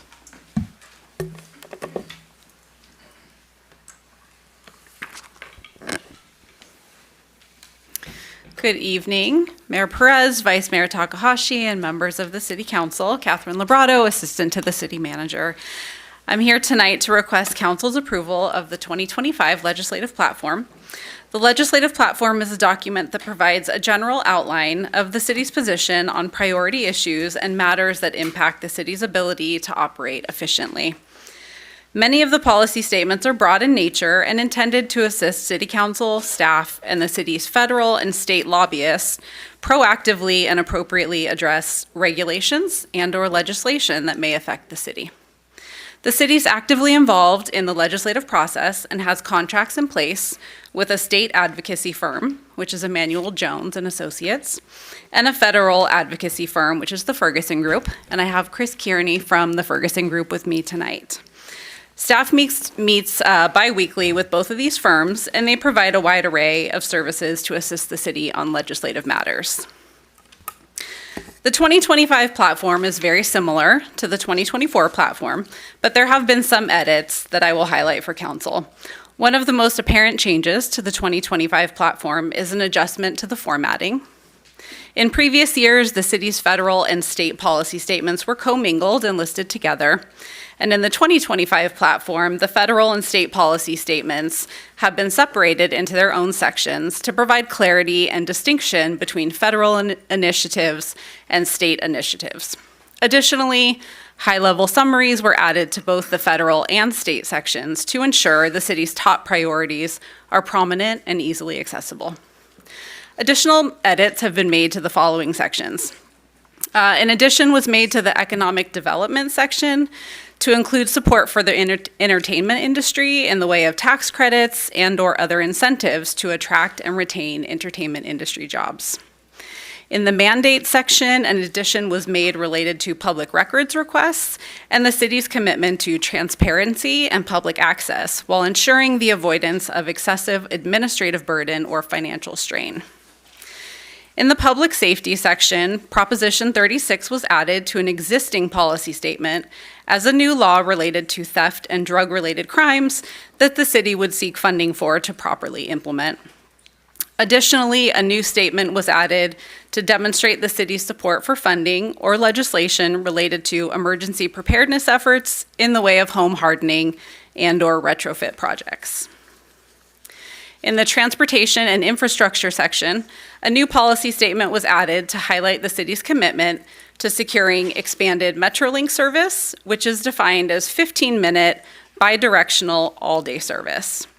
An existing policy statement about the Olive and Magnolia Bridge rehabilitation projects was split into two separate statements, one for Olive Avenue Bridge and one for Magnolia Boulevard Bridge, to highlight them individually and include verbiage related to bicycle, pedestrian, and transit access, as well as complete streets plan. And last but certainly not least, in the utilities energy section, a statement was added to support the development and deployment of green hydrogen as a way to ensure electrical grid reliability. And this statement is in line with other major utility companies, including LADWP. An essential purpose of the legislative platform is that it provides the framework for staff to prepare position letters either in support of or in opposition to legislation for the mayor's signature. This process has worked effectively over the years, and the city has been able to swiftly take a position on new regulations or legislation. Upon council's approval, the legislative platform will be made available on the city's website, and copies of the platform will be sent to our federal and state representatives as well as the council.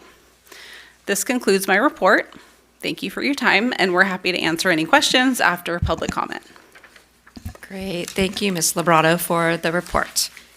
The public comment period for this report to council is now beginning, and no additional cards will be accepted. Madam City Clerk, how many public comment cards do we have for this report? We don't have any for this one. None. Okay. There's not much of a break for you, Ms. Librato. Sorry about that. All right. So, no public comment on this item. Do council members have any questions for staff? Sure, go ahead. Councilmember Rosati, this is your first go at this. Is there anything that sticks out? I'd like to hear any thoughts that you have. Or... Thank you. No, actually, I read it thoroughly. I think it addresses some of our main goals, especially with the studios and things like that. So I have no questions. Again, it addresses all the things that I think, as a council, that we put forth as our goals. Thank you. Just quick one update that the city manager in the procedure of how you notify council of the letters that go out on behalf of the city. Sure. Great question. If I could, Vice Mayor, the one thing that we're going to do, presuming you adopt this tonight, we are actually right now recruiting for our new community assistance coordinator to replace Bob Kramer. The duties are going to be a little bit different, whereas they're still going to handle a lot of the community assistant complaints and such. However, there will be, instead of what Bob did, which was the job duties will be different as far as focusing on legislative as well as grant administration. So we're going to go after grants and be a lot more proactive with legislation. So one of the things that we are going to do, not only are we going to be probably writing more letters related to legislation, the one thing that we want to do is have a better way to communicate with all 5 of you to make sure that you are all aware of what is being signed as far as legislation. So we will have a regular report to you, either with the letters or a summary of the letters of what we have been doing as far as oppose or support. So we haven't figured out exactly if that's a weekly thing or a bi-weekly thing. We're right now in the middle of recruiting for that position, but we definitely want to be making sure that you know when you're out at a different league conference or wherever, or if somebody asks you on the street, you actually know what we've been supporting or what isn't being supported based on the legislative platform. Thank you. Thank you, Mr. City Manager. Appreciate that.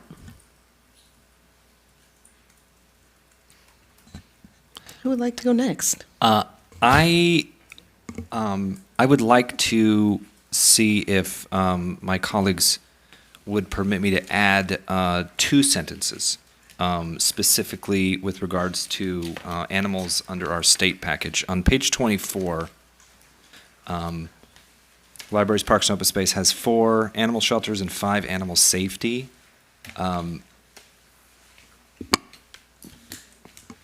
Animal shelter says support pro-animal legislation that safeguards animal shelter operations, ensures the well-being of shelter animals, and promotes public safety.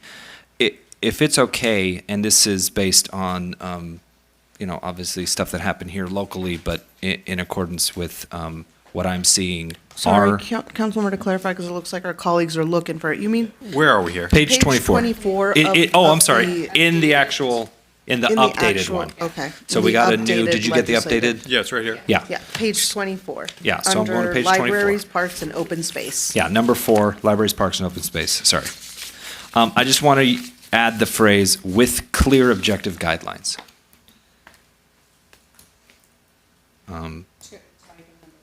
Item number 4, support pro-animal legislation with clear, objective guidelines that safeguards animal shelters operations. Because I think one of the things we had some troubles with lately is it wasn't very clear.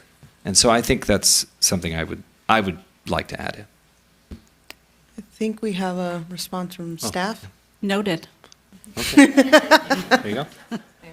Well, Okay with that? Yeah? I'm good. Have any issues with And then the only other thing I would ask is under 5, animal safety, support and/or advocate for animal welfare legislation that protects against animal abuse, neglect, harm, and abandonment. If we could simply add unnecessary cosmetic surgery.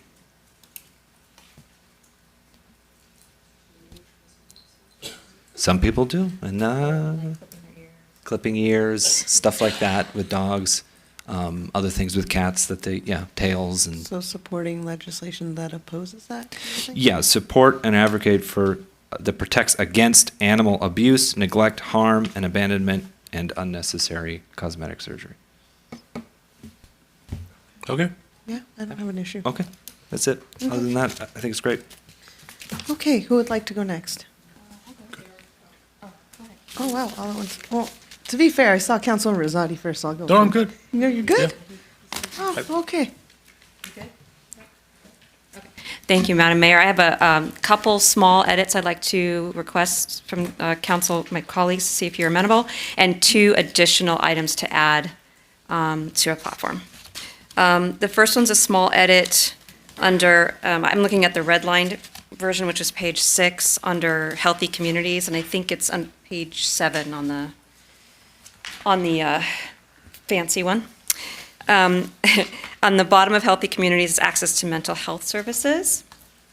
This paragraph is great, and I would like to include, if possible, a little bit more of a granularity, where it says support and or advocate for policies, legislation, and or regulations that increase access to mental health. If you're okay with it, I'd like to change it a bit to that increase access to responsive and preventative mental health services. Because a lot of times mental health is responsive and reactive, and we need preventative care very much in funding it. All right, is that good? Okay.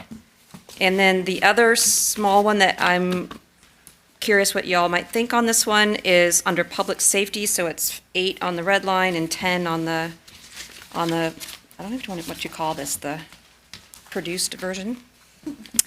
Yeah. Number 4 under public safety, which is pedestrian safety. And there may be other occurrences of this too, but I just caught this one. So under the red line on number 4, it looks like we've redlined at the very end of that paragraph, individuals with disabilities, and changed it to the disabled. I believe that we still are people first language, and so I'm more comfortable with individuals with disabilities, but I wanted to see what y'all think, if that is okay, or what. My understanding, and again, we're in the field of mental health and social work, that's the term, individuals That's with what I understand disabilities. too. Yeah, that's what I use at work, is individuals with disabilities, please, yeah.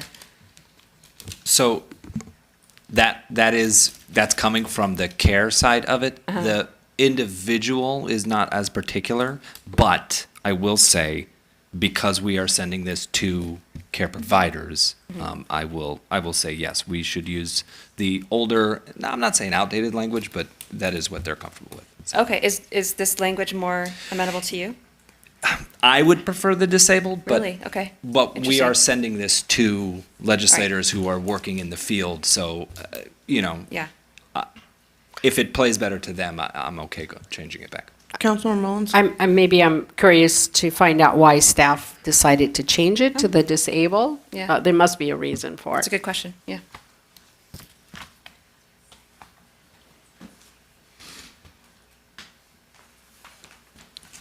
Welcome, Ms. Garcia.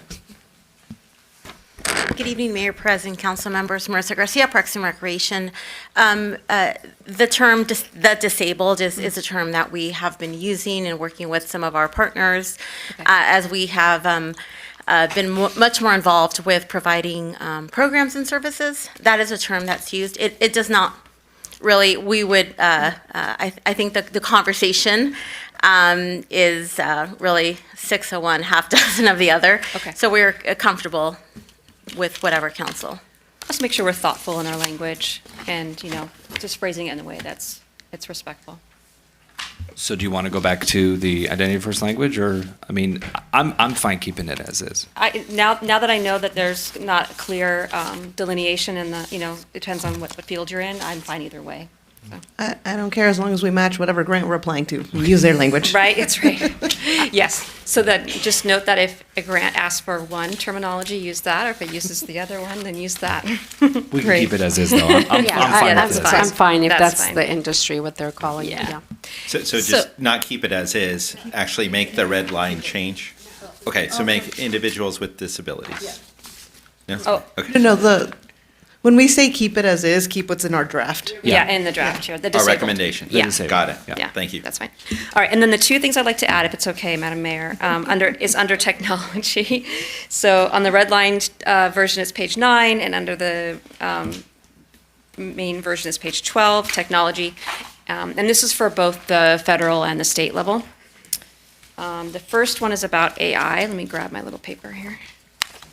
So we have, I don't know if you noticed, but we have a couple listings in the legislative platform about AI and cybersecurity. But AI is much bigger than just cybersecurity and possible being hacked. It's also about aggregate data. It's about generative AI, using people's likeness or using their data without their permission. So I'd like to add an additional technology under artificial intelligence that goes like this. Support and/or advocate for regulations, legislation, and/or funding for the development of clear guidelines regarding artificial intelligence that promote its ethical, fair, and responsible use, and ensure transparency, accountability, and fairness in AI systems while safeguarding individual rights, economic stability, and national security. Can I ask you to read that one more time? Yeah, well, yeah, I can. Yeah. Is it an individual bullet that you're adding? Under? Individual Okay. So it'd be number 5? Yeah. And it's basically just a kind of a generalized way to say that our data is protected from being used by folks that if they're aggregating with AI or they're making generative AI, that is not without our permission. Okay. Yeah, let me hear it one more time. One more time? Okay. Support and/or advocate for regulations, legislation, and/or funding for the development of clear guidelines regarding AI, artificial intelligence, that promotes its ethical, fair, and responsible use, and ensure transparency, accountability, and fairness in AI systems while safeguarding individual rights, economic stability, and national security. Yeah, or a city security too, I guess we could change And it would to that. essentially your, just for clarification, you know, each one has like a, I guess, title for lack of a better word. Would it be AI security or Artificial intelligence. artificial intelligence? Yeah. Yeah. I mean, I think that's a So category. I would recommend we take out the word national. Okay. So it's just rights and security. Okay. And then I would also like to add guidelines and restrictions. Okay. Yeah. I agree. We need to take national out. Okay. Just I'm just glad we have something on AI because it is becoming something increasingly as cities we should advocate to our state and federal partners for guidance because it's becoming a technology of greater use and you know we don't really have guidance for it. Yeah, it's pervasive Yeah. now in pretty much any industry. It's not just cybersecurity, so I wanted to make sure we had something like that. Because I can almost guarantee something about AI is going to come up this year on legislation. All right, and the other item, if everyone's cool with the AI item, okay, the other item is automated vehicles and drones. Automated vehicles and drones, yeah. Support and/or advocate for regulations, legislation. Sorry, real quick. This is number, you're going to add number 11. Yes, it would be, I guess, under technology. Not under transportation. Well, I guess we've got either. Does staff have a recommendation? Yeah. We'd like to hear the item. Okay, Yeah. let me read it to you, and then y'all can. I think it could go to either one because it's kind of both. But so basically, automated vehicles and drones are coming. They're part of what's the future or the current, and we, it's important for us as a city to partner in that adoption of how we use it in our space. And so for AI or for automated vehicles, it's the space of our public roads, and then for drones, it's the airspace.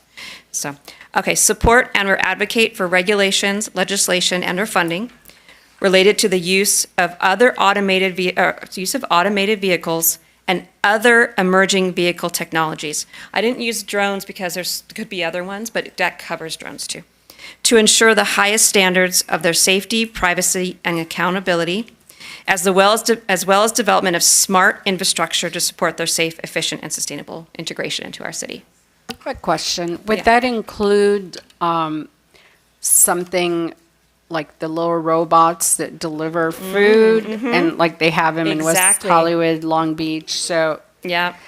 So that broaden really just not just the automated vehicles. It's Yeah. it's any type Automated of vehicles and emerging vehicle technologies. Okay, so that would include those type of delivery boxes. I think for now they're called, I don't know what they're called. So with that, maybe we add in the word delivery somewhere in there. Because they're used different than just Right. the other road. Yeah, what did you say? Other automated or Other emerging vehicle technologies. And services, I think, would cover There you expanded go. Very use. good. Yeah. That's why you're the city attorney. Look at you. Thank you. Yes. Yeah. To correct us. I do like to keep it open enough because we don't know what is going to be added to these, things are changing so fast that we make sure that we're advocating for our involvement in whatever new technologies are being brought in.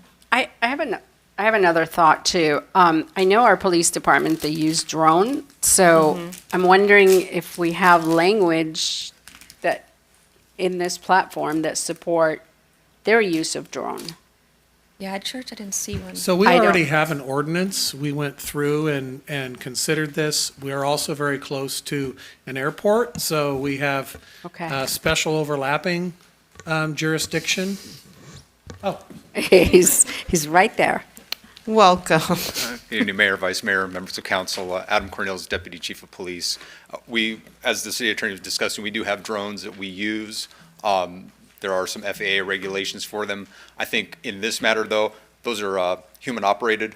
They're remotely piloted. They're observed. They're not an AI-driven platform, and we aren't looking at going to anything AI-driven in that field right now. Thank you. So Thank you, Deputy So Chief. I'm wondering if the drones really, would they belong under your statement than AI, or are we going to remove them since we don't currently allow or have them? Right. So this is more about just kind of automated vehicles and emergency vehicles technologies that we don't have yet, ordinances or guidelines for. That's kind of what I was trying to encompass. And so drones that we already exist and have that ordinances for locally would not necessarily fall under this, but new kinds of drones that are AI drones or automated drones or drones that are larger and do deliveries or something, that would be something new. And so for that, I would put that underneath it. So I would say, I think what you're trying to encompass is like delivery services or self-driving cars. To me, that seems like transport. You're moving goods and people and stuff like that. So Okay. I think we should put it number 11 under Okay. transportation and infrastructure. And I think that gives us clear guidelines that it's not in public safety. We're not talking about people with their drones in the park. Like Right. we're not, I think if we put it number 11 in transportation infrastructure, like it's clear guidelines on what we're advocating for. So that would be Great. my suggestion. Okay, that's fine with me. I see our consultants nodding their heads, so Okay, you guys thank are the you. experts. Thank you. Councilor Rosati?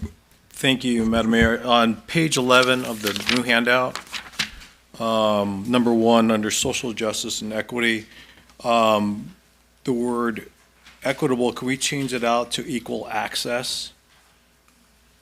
City of Burbank provide residents with equal access to city programs and services. Curious what the difference is for you. I don't know what the word equitable means. So equal access, I think everyone understands what equal access means, but equitable. So if I could, equal access, and I get where you're coming from. Simple example, if you're on a sidewalk, right, and you have equal access to the street and to the businesses and to the curbside, having a curb on a street without the ramp technically is equal access to everybody. However, somebody in a wheelchair or somebody with a cane or with a stroller, they need the ramp to have access to the street and stuff like that. So when we talk about equitable, we're not putting a ramp all around the corner of the street. We're not turning all curbs into ramps, but we have to provide at least some form of access to people who can't step up off a curb. So just in the definitions of it, equitable means in order to give access to everybody, certain people need different things than other folks. It's why we provide the hearing aids for folks here and stuff like that.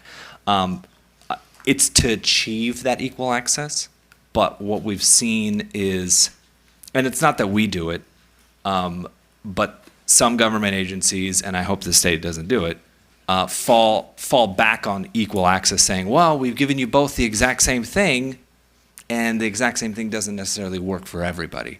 So equitable is kind of the catch-all to make sure that it's accommodating and includes different things for different people. So I think that's why that's there. I'll put it in summary. Equal means the same. Equitable means fair, essentially. And it is. If everyone has equal access to something, everyone has equal access to something.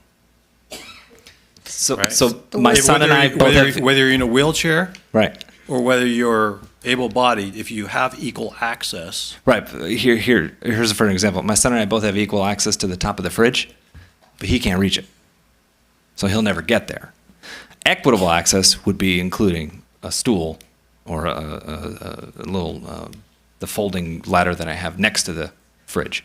So it's not about taking it away from me that I can't get up there. It's to provide the extra little stuff that some people might need that we can't predict, right?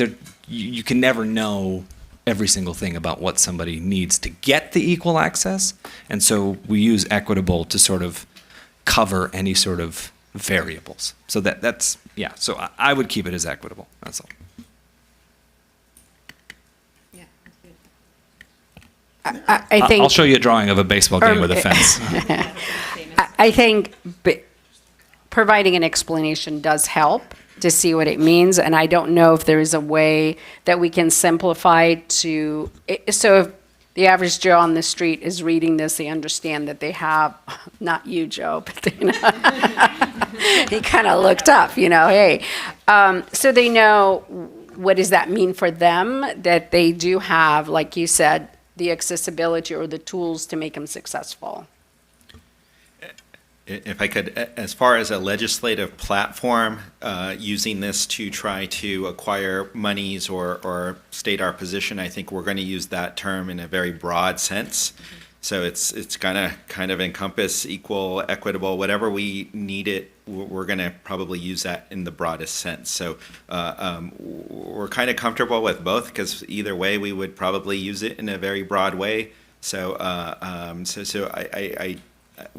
I think from a staff perspective, we look at it from a legislative platform. We're going to be broad in our definition.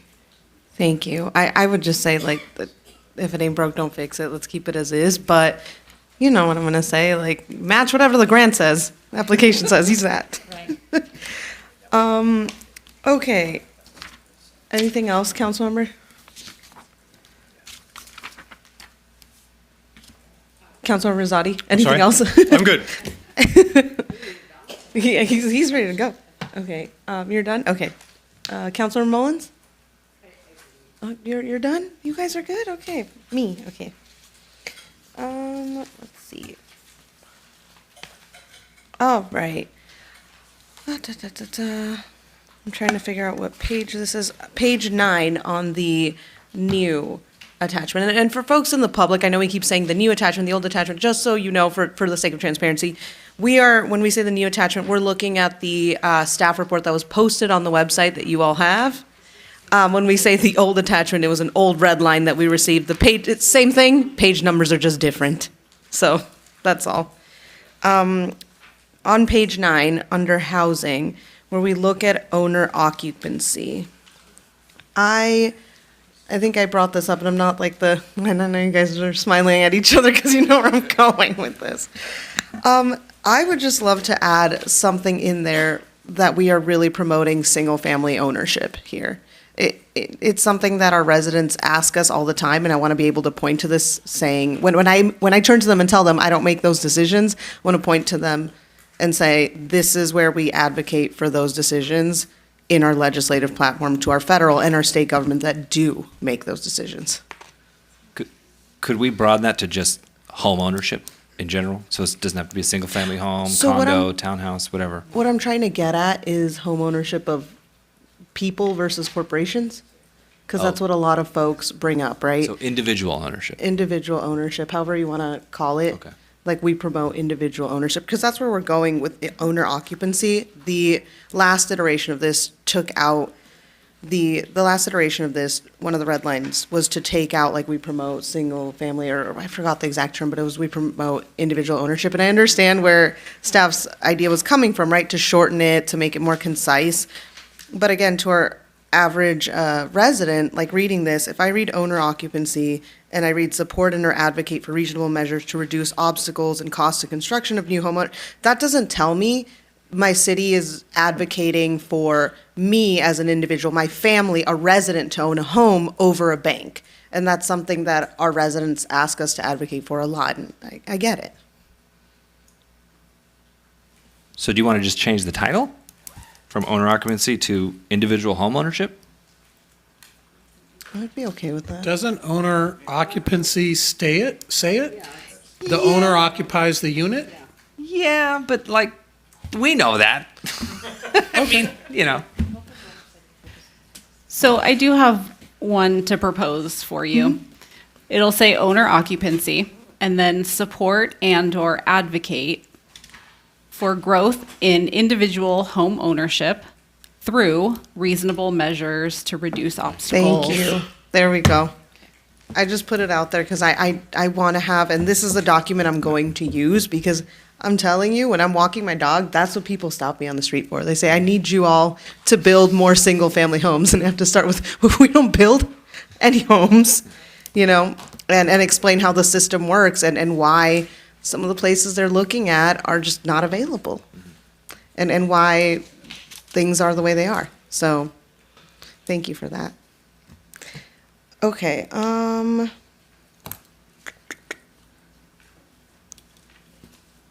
looking at economic development. On the federal side, which I don't know what page that's going to be on. I think it's 21. I also use the page numbers for the old thing, so. 21, yeah. So I guess it's page 5. Yeah, page 5. Oh. Under economic development on the federal side. And let me know if I'm beating a dead horse here, but we talk about the let's see.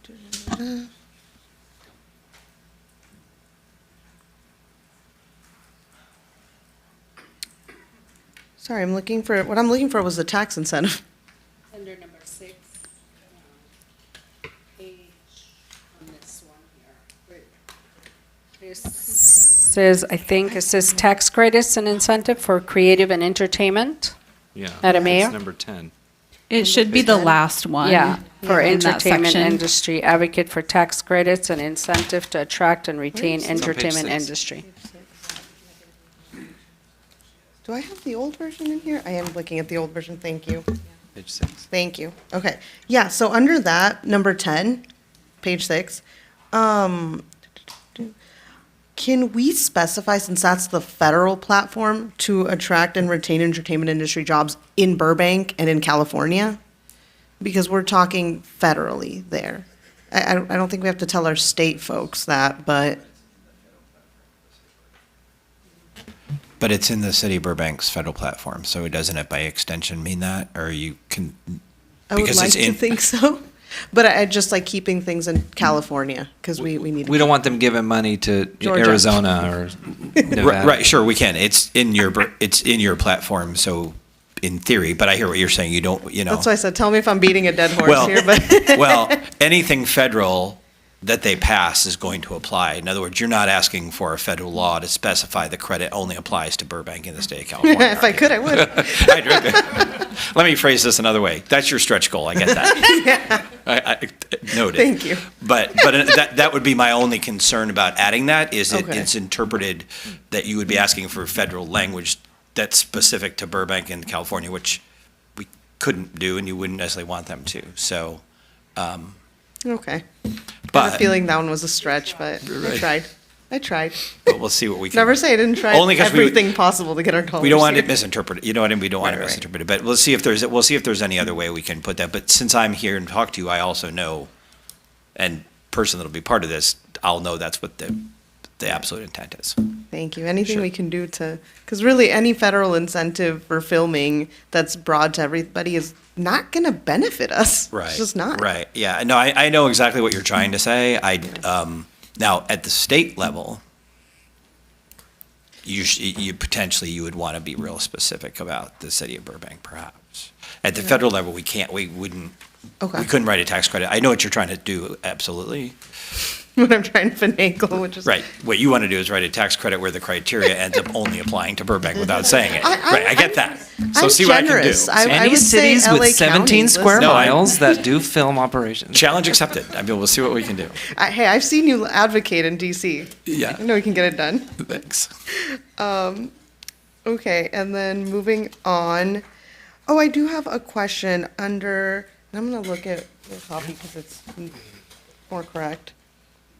Well, this is both for the federal and the state one. We have under healthy communities, under the healthcare policy. We took out support universal single payer healthcare. So I'm going to be blunt. I get why at the federal level. If my colleagues are amenable, can we keep that in the state platform? Because we had supported it before as a city, and at the state level, it is much more, how do I put this diplomatically, attainable. It is much more something that is on the table and something that the new crop of legislators, which make up almost a fourth of the state assembly now, are actually paying attention to and have signed on to. Totally understand taking it out of the federal one, but are my colleagues amenable to keeping it in the state platform? Read it again. Which one? Universal single payer, we had it as a line on Yeah. saying we support universal single payer. I guess it's not going to happen at the federal level. Well, that's why I said state level. Yeah, that's fine. On this time, I'm going to try and be realistic in my asks. Yes. Are you good with that? Yeah. Awesome. Okay. That's all I had, and the last thing I had were just thank yous. Yeah. Thank you for including the tax credit, super important. Thank you for including tax exempt municipal bonds. That should worry everybody in municipal governments across everywhere in this nation. Mayor, it is not an accident that that's the first item in the summary. Thank on the you. federal page. The goal of the summary too on the first page, because I'm a former longtime Hill staffer and agency staffer, which is part of what my thinking was in helping to tweak some of this, was if they never got off their first couple of pages, would they know where Burbank was and what our priorities were? And so that's why it's written the way it is in the order that it's written. It's amazing. Thank Good. you. I'm glad Sure. it's first, front, and center. And again, it should be top of your mind if you are in a local government. You want to keep those tax exempt municipal bonds, because if not, you are going to suffer as a legislator, and your residents and rates for water and power, rates for everything are going to suffer. And the last thing I want to thank you for is including home hardening. It's very pertinent to our residents right now. All right, anything else from our colleagues? If not, with all the edits, I believe I'm ready for a motion. Yeah, I'll move to adopt the 2025-2026 legislative platform. Second. Great, motion and a second. Let's call the vote. Councilmember Anthony? Yes. Councilmember Mullins? Yes. Councilmember Rosati? Yes. Vice Mayor Takahashi? Yes. And Mayor Perez? Yes. Thank you. All right. Thank you both so much, and it's great to see you again, Chris. All righty. Moving on to the next item. The second report to council tonight is a first step report reviewing motorized scooters and personal mobility device usage in the city of Burbank. I welcome Lieutenant Frommer from the Police Department to present the report.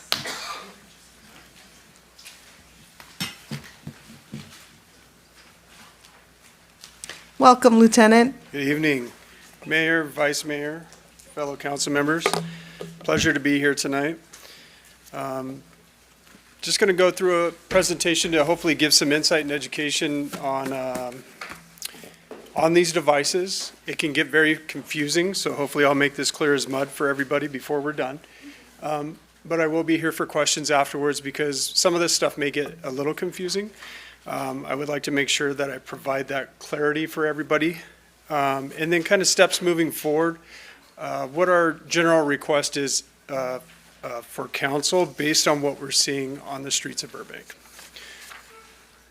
Okay, so again, Lieutenant John Fromer, the Burbank Police Department. I was the traffic lieutenant. I have since been moved to the investigations division, but we have a fine lieutenant who's replaced me, Lieutenant Jeff Barkis. He's taller, thinner, and younger. I think they're sending a message to me at the Burbank Police Department. So I just point it right here. I want to go through these devices here first because this is going to be easy for the police department and the community to address, but it is going to be of great this should be of great concern to the community. When you talk about these specific motorized devices, they do not fit any of the legal definitions for devices in the California Vehicle Code. These right here, I'm going to call them motorized devices. We can't call them motorized we can't call them motorcycles. They don't meet the definition. We can't call them motorized bicycles. We can't call them electric bikes or anything else. Unfortunately, these are being advertised on the internet as electric bikes or electric dirt bikes. So parents, we have seen an increase of these devices specifically on the hillside area of our city, which is going to be east of the 5 freeway. Unfortunately, these devices don't have the required safety equipments. They don't meet specific federal safety guidelines. And there's quite a bit of criteria we need that they don't meet in the California Vehicle Code, so I'll go through those for you. If these do not meet the requirements of any of those devices, they're illegal to be operated on our city roadways. They fall outside of, these devices specifically fall outside of our e-bike classifications, which I'll go through here later in the PowerPoint. Again, not legally allowed to be operated on the public roadways. So some of these devices can reach speeds between 50 to 75 miles per hour. Obviously, we don't want 10, 11, 12, 13-year-old children riding these devices because that puts it in the realm of speeds of motorcycles, which you need roadway education, you got to have a driver's license, you got to have all this other stuff.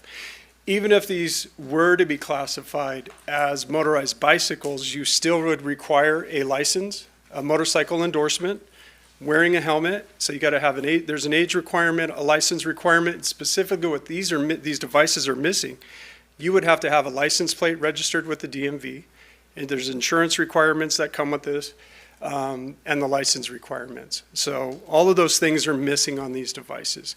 We have seen kids around 13 or 14 years old riding these up on the hillside of the area. Because they're illegal, we can confiscate them. So I kind of want to get this out of the way before I get in depth on the other electric mobility devices, because these are easier for us to deal with because they're completely illegal.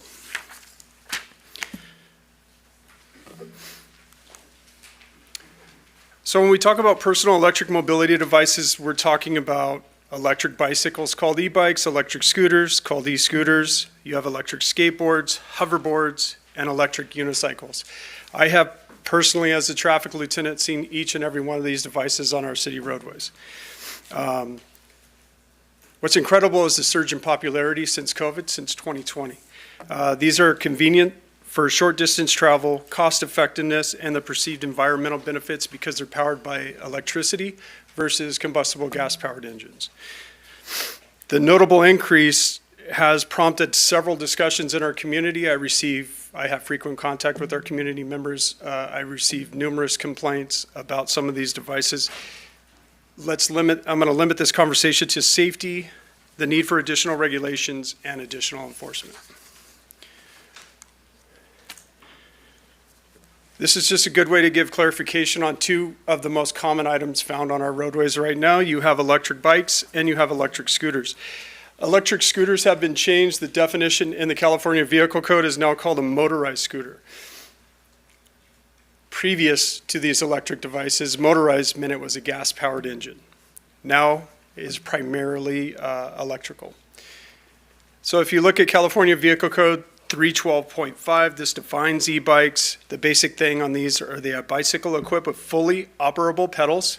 If you see one of these devices without pedals, it's not going to meet the definition. And it has to have a motor, an electric motor of less than 750 watts. In translation to people that are fans of motors and speed, that's basically 1 horsepower. It further separates the bikes into three classes, 1, 2, and 3. You have class 1, which basically it's low-speed pedal-assisted electric bike that stops giving power at 20 miles per hour. Class 2, low-speed throttle-assisted that stops giving power at 20 miles per hour. And now class 3, this is allowed to go faster. This bike right here is a speed pedal-assisted electric bicycle that is equipped with a speedometer and stops giving power at 28 miles per hour. So if you look right there, you have two devices at 20, you now have the class 3 at 28.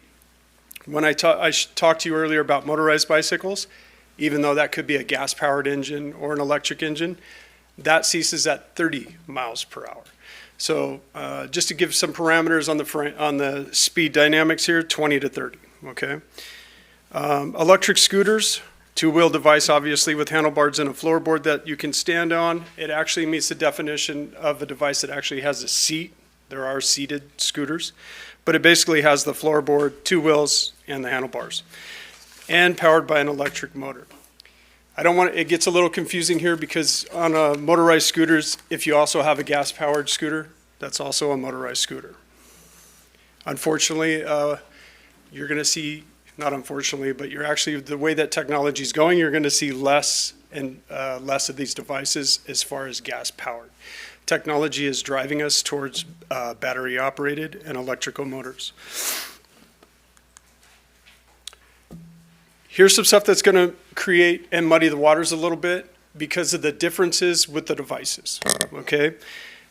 E-bikes have no license requirements, and they have no age requirements unless you're riding a class 3 e-bike. You have to be 16 or older, and if you're on, everybody has to riding a class 3 bike has to wear a helmet.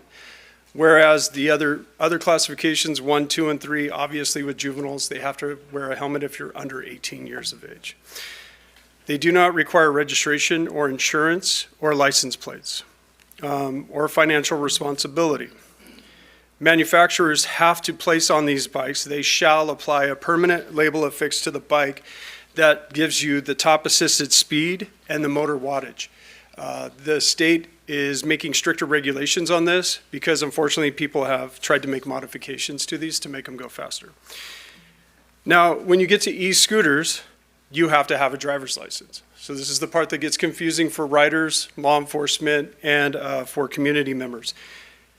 These devices can only be operated at 15 miles per hour, so your e-bikes can go 20 to 28, a scooter can go 15. Bicycles, you don't need a license. Scooter, you need a driver's license or an instruction permit. Registration, insurance, and financial responsibility, the same as e-bike, none of that's required. So you're not going to see an electric scooter or an electric bike with anything that you would commonly see with a motor vehicle. Bikeway facilities, this is going to be important a little bit later in the discussion when we talk about infrastructure and the ability for people to safely travel around our city. You currently have 4 bike paths, 1, 2, 3, and 4. They are differentiated by how they're designed. Think about the Chandler bike path, completely separated from the roadway. That's for pedestrian and bicyclists. When you look at a class 2 bikeway, that's a portion of the roadway that is obviously striped to give you the indication of that is a bike lane. Class 3, this is just your typical, you don't have specific painted or striped areas, but it's the portion of the roadway where you may have a painted bicyclist picture on the ground to indicate that's the portion of the roadway to ride a bike on. And then your class 4, these are separated or protected bike lanes. Some of these even have delineators, cement planters, or other things to give further separation from motor vehicle traffic versus bicyclists. Every class e-bike can ride on these paths except for class 1 and class 4. You cannot ride a class 3. This is going to be because of the speed of the device. It's 28 versus 20 on the regular electric bicycles. Challenges for us here at Burbank PD and across the state as far as enforcement. So you have vague and inconsistent regulations. All these devices have different speed limits, different license requirements, and different rules for where they need to be operated on a roadway. Restricted areas as well. As I mentioned, you can't ride it. you can't ride a scooter on a sidewalk, but you can ride all the e-bikes on a sidewalk. So again, you get this unclear distinction between devices. They're all electrical devices, but we have different roles. Evolving legislation, they're trying to keep up with the technology. Unfortunately, it's too difficult because there's exponential growth in these devices. As I mentioned before, the technology is, with the battery, shrink the battery. How small can we make the battery, so the battery density, and maximize the output of power? How many hours of operation can I get? How many miles can I travel on this thing before I have to plug it in and charge it again? This is the direction technology is going. These devices are being produced at a very fast rate. And unfortunately for legislators, law enforcement, it's hard to keep up with this. And then now you have to, obviously, you want regulation and rules for these different devices, but we can't match the pace currently.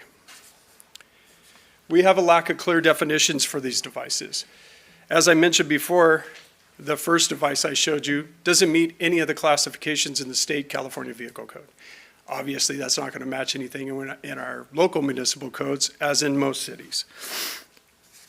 Lack of penalties for bad driving behavior. We have to get this information embedded in. It'd be nice to have this information in our code, because for the bad drivers, we're seeking compliance. One of the best ways to do that is through enforcement and penalize people with traffic citations. And one of the bigger issues is the rider education. Some of the parents are buying these bikes without understanding the capabilities, what the current rules are, what their children should not be doing, any areas that are prohibited for safety, for public safety. Not everyone is aware of this information, and that's what we would like to strengthen in the city of Burbank. Just to give you some statewide bicycle collision data. Ever since 2020, electric mobility device collisions have been on a pretty sharp rise. That includes injury collisions. The information we're pulling is through SWITRS, which is the statewide integrated traffic record system. This is operated by CHP. Just so we understand, we're talking about California-only data here. We're not talking about national. But if you look from 2021, I can only give 2 years. They're pretty much backlogged for 2 years before they could pull accurate data. I don't want to give you projections because they're almost always wrong. So we're 2 years behind in giving you actual data on this. So when you look from 2021 to 2022, there's a very sharp increase in bicycle collisions. And then if you look at fatal victims, there was an increase in that as well. So in California, we average 155 pedestrian fatal victims per year. And that's just over this 3-year span from 2020 to 2022. What I can tell you about projections is the injury collisions have continued to rise for e-bike collisions. However, the fatal victims has decreased compared to 2022, which is good. However, the injuries are rising consistently, and the injuries are more severe based on the speeds of these devices. So that's still a major concern. So obviously the growing use of the e-bikes and the e-scooters has contributed to this trend. According to SWITRS, e-bike injury collisions surged from 184 incidents back in 2018 to 3,429 in 2023. So you can see that sharp increase, and it's expected to continue to rise. Give us some local information. Here in the city of Burbank, we obviously have collision reporting data through our traffic bureau. Bicycle collisions, we have been averaging around 28 per year over the last 5 years. However, in 2024, we had 40 bicycle collisions alone. That does include electric bikes, but it does not include scooters. Scooters are coded separately. But to go from 18 in 2023 to 40 in 2024 obviously raises our concern and our awareness to that this could be a problem. And then if you talk about electric scooters, pretty consistently we were having 1 a year from 2020 until we hit 2024, we had 4. And then with electric bikes, we didn't start seeing an issue until 2022 and 2023. We had 1 a year until we had 6 in 2024. So obviously, looking at these numbers, we're seeing an increase. This in large part has to do with the increase of the devices and the growing popularity of these devices with our community members.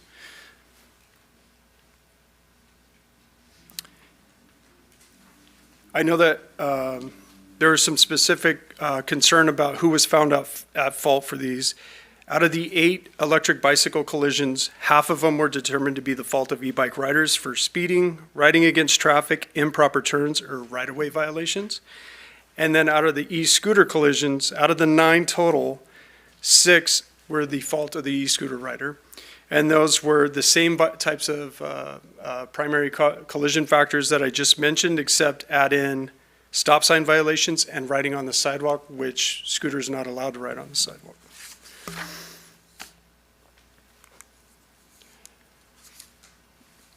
This has been supported by some new Senate and Assembly bills, but modifications to electric bikes. That makes it an out-of-class electric bicycle, so tinkering on these motors is strictly prohibited. Also, e-bikes are defined and classified under California law, which I just outlined for you, and it's unlawful to modify them outside of what the manufacturer label and rating is listed on the motor. There are people that know how to change these ratings and change the motors. But California has done a pretty good job, the state has done a good job bolstering with assembly bills and state bills to outlaw this. They're actually no longer going to allow people to sell motors that don't meet the proper ratings, and they're not labeled appropriately. Statewide e-mobility concerns, I'll go through this quickly, is the education we already talked about. Underreported crashes, that information I'm giving you, that's only based on people that take the time to call the police to report a traffic collision. So we're not going to have completely accurate numbers because of the people that don't report collisions. Coding is very important.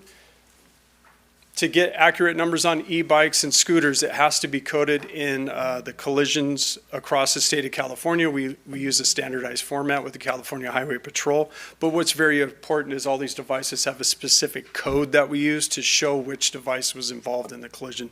So across the state, we want to make sure that we're reporting these accurately. Enforcement of e-bike laws, as I mentioned, and then e-bike pursuits and stolen e-bikes. These devices are very easy for people, even though we may want to talk about doing stricter enforcement, it's very easy for people to try to flee from us when they're on a bike because they can maneuver in different areas, breezeways, alleyways, that police officers in vehicles or motorcycles cannot do. And then also we have regulations about when we can get involved in a pursuit. For traffic violations, we're not going to get involved in a pursuit. The stolen bicycle is a concern. The city offers ways for people to get their bikes registered with us so that if it is stolen, we have a means of tracking it down. When we're talking about the education, we want to be consistent with the state of California. So Assembly Bill 1946 required the Highway Patrol to develop a statewide safety and training program. They had to get this done by September 1st, 2023, which they did. In this slide, I've put the website for the CHP. And I actually included the banner on which anyone in the community can click on their website to get a very comprehensive understanding of electric bicycle laws, rules of operation, and safety information. My suggestion would, and I've done this with Deputy Chief Adam Cornels. We've had discussions about when we're talking about doing a training program or training outreach and educational outreach in our own community, it's got to be consistent what's going across the state so that there isn't any, we're not teaching anything that's not consistent with what the state has mandated the CHP to create. The good thing about, I like this website, I went through the whole platform, I went through the training. I do like that you can print and download a certificate of completion at the end of it, so it might be a really good thing for parents and their children. State legislation, as I mentioned, you have Assembly Bill 1774, that's effective as this year, prohibits modifications that allow e-bikes to exceed that 28 miles per hour. bans the sale of devices that modify e-bike speeds, and requires updated labeling if an e-bike is modified to function as a different class. So if you try to go from a class 1 to a class 3, the bike has to be labeled appropriately. Senate Bill 1271, which will be effective January 1st, 2026, that defines an electric bicycle as one equipped with fully operable pedals and a motor not to exceed 750 watts. So they're really strengthening this because of the changes that people are trying to make and modifications they're trying to do to their bikes to make them go faster. And as I mentioned, the bikes without the pedals. If you see a bike without pedals, that's going to be an issue. It's an easy telltale for law enforcement to tell there's something wrong with that bike. This is the part that has changed a little bit. It's going to prohibit the advertisement, sale, or labeling of specified non-compliant devices as electric bikes. And it established battery safety standards for e-bikes. They're going to have to go to a certified fire marshal. It's going to have to be stamped and labeled appropriately. I'm not sure if you're aware of some of the news articles that a lot of these devices have caused house fires and are of big concern. They're trying to streamline that to where you, as a customer buying these devices, can visually tell that it's been tested by an approved facility. Assembly Bill 1778. I just want to talk about this and Assembly Bill 2234. These are pilot programs that have been authorized to 2 different counties. So you have Assembly Bill 1778. It's authorized Marin County to prohibit individuals under 16 from operating Class 2 e-bikes. It also threw in there that they actually have to wear helmets as well. The issue with these, though, is they are pilot programs. Part of the program is they're allowed to do this, but they have to report collision statistics, citations, enforcement, anything that they do related to this, they have to report back to Sacramento.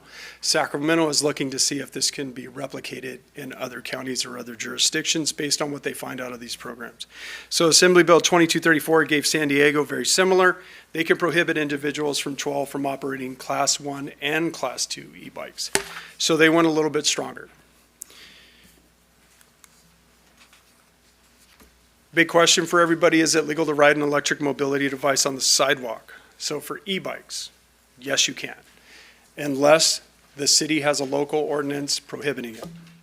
E-scooters, absolutely not. It's in the California Vehicle Code. You're not authorized to ride an e-scooter on a sidewalk. And as of 2025, there's no statewide law that prohibits the operation of electric bicycles on sidewalks. However, the California Vehicle Code gives local governments the authority to regulate them on public sidewalks. Moving forward.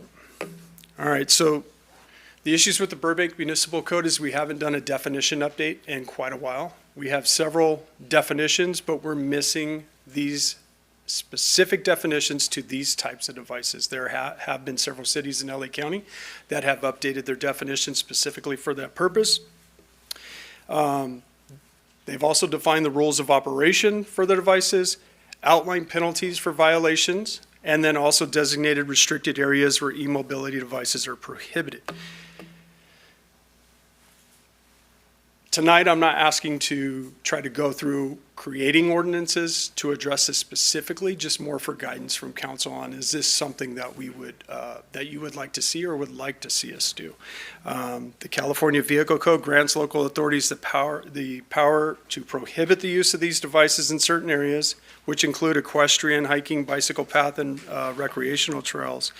And additionally, any bike path or any facility under the jurisdiction of our Parks and Recreation Department, they further have the ability to restrict or prohibit use of certain devices on those things under their jurisdiction. So we would also like to talk about increasing education efforts to ensure public safety. So we just want to bolster public safety. The main thing is we have shared use roadways right now. There needs to be discussions, there should be discussions about city infrastructure, connectivity from, I know that the community at large has expressed concerns to me about downtown, certain business shopping areas and schools. There are places in Europe that are already built and designed some of these we'll call them roadway surfaces that they built that's separated from motor vehicle traffic. I know that in Southern California, the cities are not typically designed for that. However, I think discussions are going to come because as the popularity of these devices grow, if we do have discussions about prohibiting use such as sidewalks, downtown, or anywhere else, if we have a large portion of our population that are interested in owning and operating these devices, they're going to ask, if I can't write it here, where can I write it? So I know that's going to be that's going to be several of the questions is, how do I safely operate this if you won't let me write here? Such as a parent who talked to me, if you prohibit use on sidewalks, I have a 12-year-old who rides an electric bike to school. I'm reducing pollution, I'm reducing congestion by driving my child to the local school where I know there's congestion problems. However, if you prohibit use on a sidewalk, you're now forcing my 12-year-old to ride the electric bicycle in the street. Obviously, there's going to be concerns, pros and cons to each argument for this.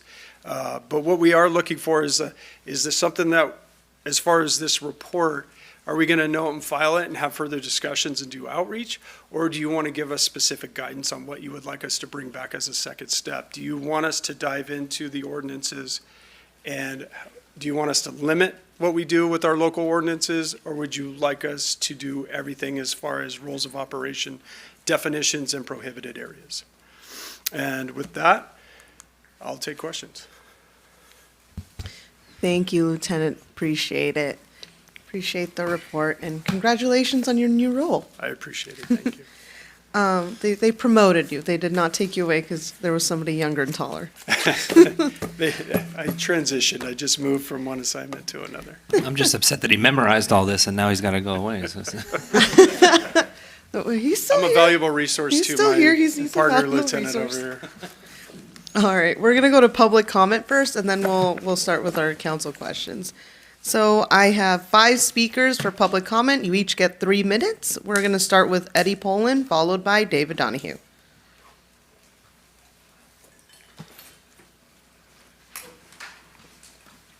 Good evening, Council. My name is Eddie Poland. I'm president of Strong Towns Burbank. I want to make a couple short comments, and then I want to share a video with you. Our message to Council is that the workers, the residents, and the visitors to Burbank want to ride bicycles here, want to ride e-bikes, but we are terrified because the streets are dangerous. And the good news is that we have the complete streets plan with a vision, a roadmap of how we can make our streets safer, and that's what we need to be focused on. I'm hoping the Council will go back and say, before we move forward on the regulations, let's have a more holistic approach to this. Let's involve the Transportation Commission. It was sort of surprising that this came to Council just going through the Police Commission and not involving our Transportation Commission, which feels like a mistake. So that's what I urge, and then I'd like to share my video with you. It's just a minute long. Thank you.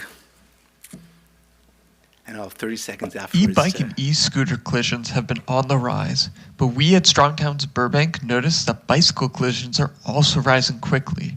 To us, this reaffirms that it's not the bikes and scooters which are unsafe. No, it's the roads they're ridden on. We believe that riders are nervous to ride in the street because they don't feel safe from cars. This fear leads to them often riding on sidewalks instead. So if you want to solve the contention between riders and pedestrians while also making riding e-bikes and e-scooters safer, the solution is obvious. Build bike infrastructure which is actually safe. But you don't have to take our word for it. You can listen to the police lieutenant who made the report. The leading cause of death of these people riding these devices when they get in a collision is being involved with the motor vehicle. I would rather see prohibited use on the sidewalks. Just don't be on the sidewalk. But now you're going to have the community, if this grows, they're going to ask, well, where am I going to ride it safely? Where do we want to prohibit use to keep people safe, primarily pedestrians, but also from themselves with the vehicles, right? Because it's a shared space with the roadways. So really never has it been more urgent. You know, with the lieutenant, I really applaud, the great presentation he made that really showed us that accidents are rising, that people are scared, and that we need to provide ways to get pathways in Burbank that are safe, especially for kids to get to schools, for workers to get to work, for everyone to go to the store. I mean, the key thing here is we're looking for a place to ride, and Burbank can provide it, and we have a roadmap. And tomorrow night there's a Complete Streets presentation, and I'm hoping that that will be talked about tomorrow night. And I urge everyone, follow us on socials at Strong Towns Burbank. Thank you so much for your time. Thank you for your comment. Our next speaker is David Donahue, followed by Mike Hollis. Good evening, Council. David Donahue. Very happy to see the Burbank Police Department bring this presentation to you all, because it was a while ago that I brought it to the Police Commission that my wife and I, during COVID, were run off the sidewalk as we were doing our walks. A very young boy on a scooter, no helmet, and I went to the Police Commission. I said, what are the regulations on this? It was then when Lieutenant Frommer did an initial presentation, and the shocking lack of definition to the categories was a concern. So I'm very happy that you all have heard this report and now have it in front of you, because I would like to advocate for all to move it forward, not to note and file, to be able to provide some guidance. The previous speaker brought up complete our streets, brought up improving the bike infrastructure. The part that I'd like people to do is on the Burbank City website, Complete Our Streets is a 200+ page document. And it talks about how removing travel lanes throughout the city is part of the plan. One of that is in the Magnolia Park area. It is very clearly defined in a midterm and long-term goal. So when you hear Complete Our Streets, you hear bike infrastructure that is clearly taking away a travel lane. Think Verdugo.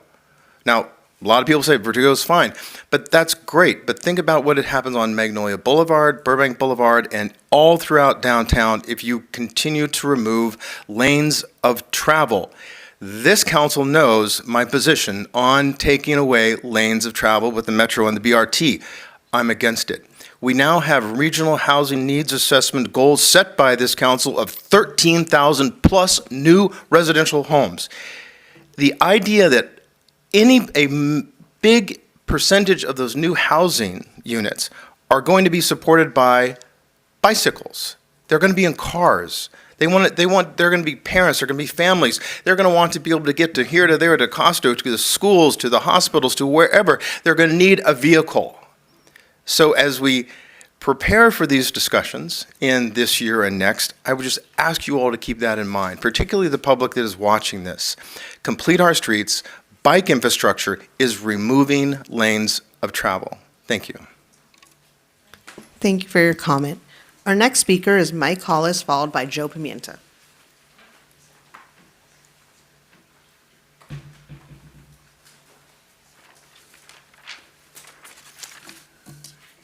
Good evening, Mayor Perez, Vice Mayor, and council members. My name is Mike Hollis, and I've been a resident of Burbank all my life. My original plan was to talk to you tonight about the benefits of cycling for older adults and the value of e-bikes in helping adults ride longer and farther than they could otherwise. But after reading the report that you've just seen, I knew I needed to talk to you tonight about the data in the report itself. So let's look at the collisions in the city of Burbank for e-bikes for the years 2023 and 2024. There's a significant increase in e-bike collisions, but there's also a significant increase in all bike collisions between those 2 years. The total number of collisions is what concerns me most. Now let's look at what the report says are the primary contributing factors for those collisions. Among them are things like riding against traffic, improper turns, and right-of-way violations. All of these are dangerous habits, not only for people on e-bikes, but all bikes. These are basic rules of the road, and safety starts with the rules. To help you understand these rules, I've given you all a copy of Walk Bike Burbank's Bike Safe pamphlet, or Bike Smart pamphlet. In it, you'll find 20 tips, both in English and Spanish, to help you stay safe while riding any bike. It also includes the California Vehicle Code numbers related to each tip. There's already code CVC for these regulations. Moving forward, I think we could learn more if we had more data on all bicycle collisions. I also hope that the city will include a more comprehensive way of educating cyclists within our city. Thank you. Thank you for your comment.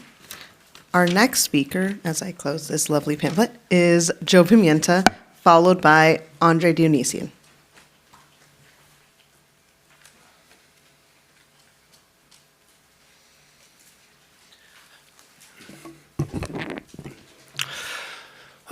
Good evening, Mayor, Vice Mayor, council members, staff, and everybody present in the chamber. Before I continue on to agreeing with a lot of the things that were said during this presentation, I just have a question that on late February, Councilmember Rosati attended the Police Commission where he also publicly spoke about this issue. So I'm just wondering, is that permitted under the Brown Act? Just a question. But moreover, so with this presentation, yes, I think it's a great way of moving forward. And if anything, like supporting what the previous speaker Eddie Poland said, where we do need more bicycle infrastructure, because by providing more bicycle infrastructure, you're also providing alternative modes of transportation, which does take away from driving, but it also provides other safer modes of transportation. Specifically because if you ask anybody what prevents them from riding their bikes more, everybody says the same thing, is that it's unsafe to be on the street. And what makes it unsafe is speeding cars, meaning just high speeds in general. So very much with, as it was mentioned in this presentation, figuring out what other ways in order to move to be enforcing a speed limit or take into consideration what these devices need to be restricted to in order to continue providing the opportunity of finding new modes of transportation, because as it was said here, these devices are coming out faster than we can think of. They are coming up with alternative modes. They are coming up with new technologies. But moreover, so they are providing another opportunity for people to continue being on the streets and being outside and moving around the city. So it's a matter of figuring out how to make that safer. But by safer, we also mean slower. So that way, it can be inclusive for everyone. Other than that, what else did I have to put in there? No, I think I pretty much touched on all my points. As always, thank you for the presentation, thank you for the work, and I do hope that this shines a light for making sure that we continue to have more infrastructure for alternative modes of transportation between with public transit, bicycles, e-bikes, scooters, pedestrian, and so on. Thank you. Thank you for your comment. Our next speaker, our final speaker, is Andre Dionysian. Good evening, City Council. My name is Andre Dionysian. I'm a resident, student, and transportation advocate in the city of Burbank. I serve on our city's Transportation Commission, and of course, I preface this by saying I'm speaking as an individual and not on behalf of the commission tonight, as was my colleague and friend, Eddie Poland. I'm a proud owner of a Class 2 e-bike. I rely on that bike for my commute to school, especially when biking back up the hill on my way home. I also drive my family's 2012 Toyota Camry. It's a hybrid and is by no means a sporty car. And yet, if I take it off eco mode, it can hit well over 100 miles an hour. But I don't do that because we are in a society governed by laws, not by men, and certainly not by my instincts telling me to put pedal to metal. So my e-bike is no different. That's why I would love to see a universal speed limit for bikes, just like any other vehicle on the road. I'd also love to see the city reach kids and families and educate them on how to safely share the road and the responsibilities that come with operating really any vehicle. But the true crisis in our community is just how dangerous our streets are for both pedestrians and cyclists. While you'll see me riding my bike only ever in the street or on a bike lane with a helmet, reflectors, and a high-vis vest that my girlfriend forces me to wear, I know many of my fellow cyclists simply feel unsafe to do so. Since 2020, statewide bike-involved traffic deaths have spiked, and in Burbank, we have an average of 28 collisions annually. And who knows how many, probably hundreds of near misses. So please, let's keep everyone safe, whether you're walking, biking, taking transit, or driving. We need to design streets that are safe for everyone. Thank you. Thank you for your comment. That was my last public comment card. And now that we are done with public comment, is the time for any questions from, or sorry, if staff has anything to respond to. Madam Mayor, I have a comment. Setting regulations on a subject matter area such as this, when the council adopts an ordinance making rules, is a legislative process. The council members may make comments at other boards and commissions. They may own one of these devices. They may use one. They may have opinions on them. That does not create bias in participating in a matter unless they seem so mindset in a particular issue. But in this regard, there's no prejudice to a particular party with a due process right because this is a legislative matter. So I'm not concerned about public comments made about Councilmember Rosati. Thank you. So if the council has questions, comments, well, questions, let's start with questions, please, of Lieutenant Frommer, let us begin.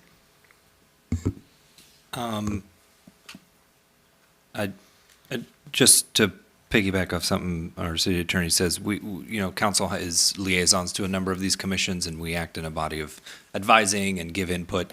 That's totally within the parameters of stuff that we do. That graph that showed a little bit of a dip and then a big spike. Mm-hmm. Some public commenters were mentioning that that's all bicycle traffic incidences, not just what we're looking at here. Is that right? That is correct. So coming out of, we can't really count 2020 as a good statistical year because of COVID. It's an anomaly because there was so many different issues with traffic volume, lack of congestion, lack of people on the roadways, people doing more dangerous driving behaviors as a result of empty roadways. So 2020 has really changed our ability to look at this data to see actual trends or patterns. But what you did notice is in all bicycles, electric, regular, that there is an increase from 2021 to 2022. The increase in collisions and injuries has been consistently climbing, but fatalities have gone down from 2022 to 2024.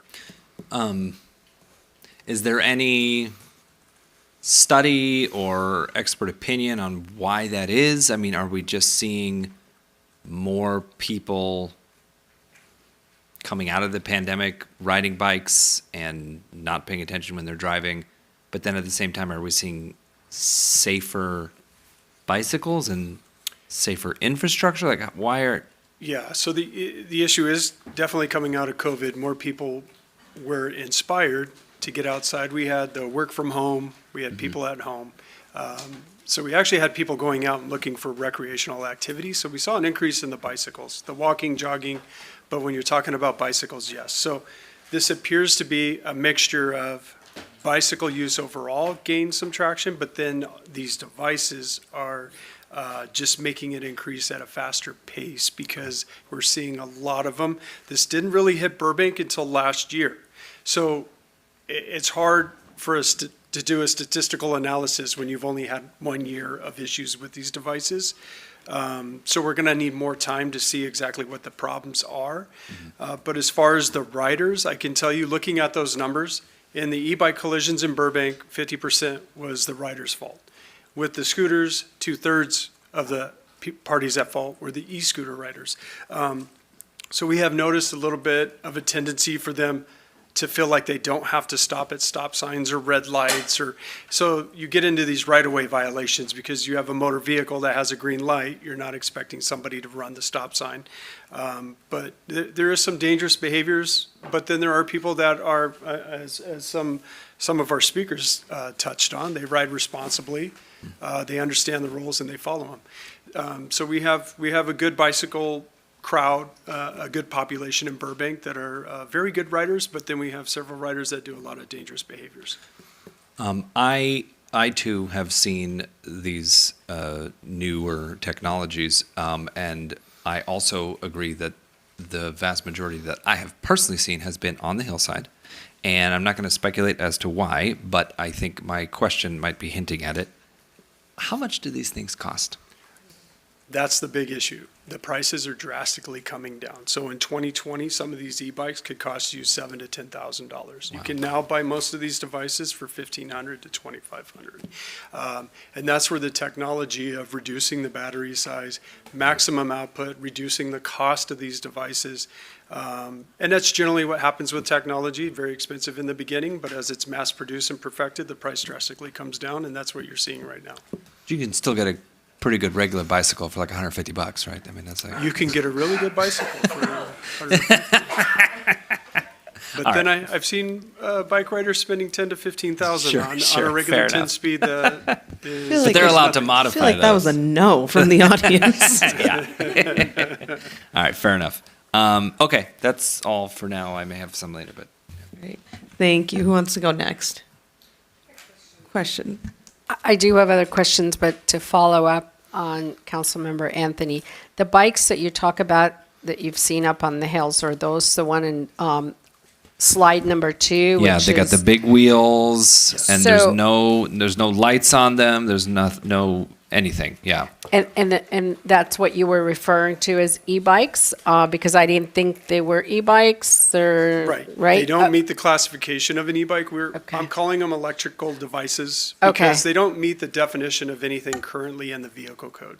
They're more aligned with motorized bicycles, or if you've ever seen the miniature motorcycles called Yes. pocket bikes.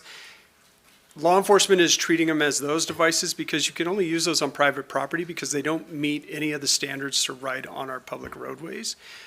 Even though not to say, somebody could put pedals on that, put a motor of 750 watts on it, and it would meet the definition of an e-bike. So law enforcement has to be careful, but we basically can tell by the speed that these devices go. And how many, it goes up to 50 miles per hour. Some of those will go 75 plus. Okay, and I'm sure the weight is probably, they're not light bikes that you just lift them up and carry them and walk with them? Correct. So, depending on the build and stature of somebody, but some people could lift them, but they are heavier in nature. And the reason for my question is because, as you know, these bikes are out, I'm going to just call them bikes. I know you call them motorized device.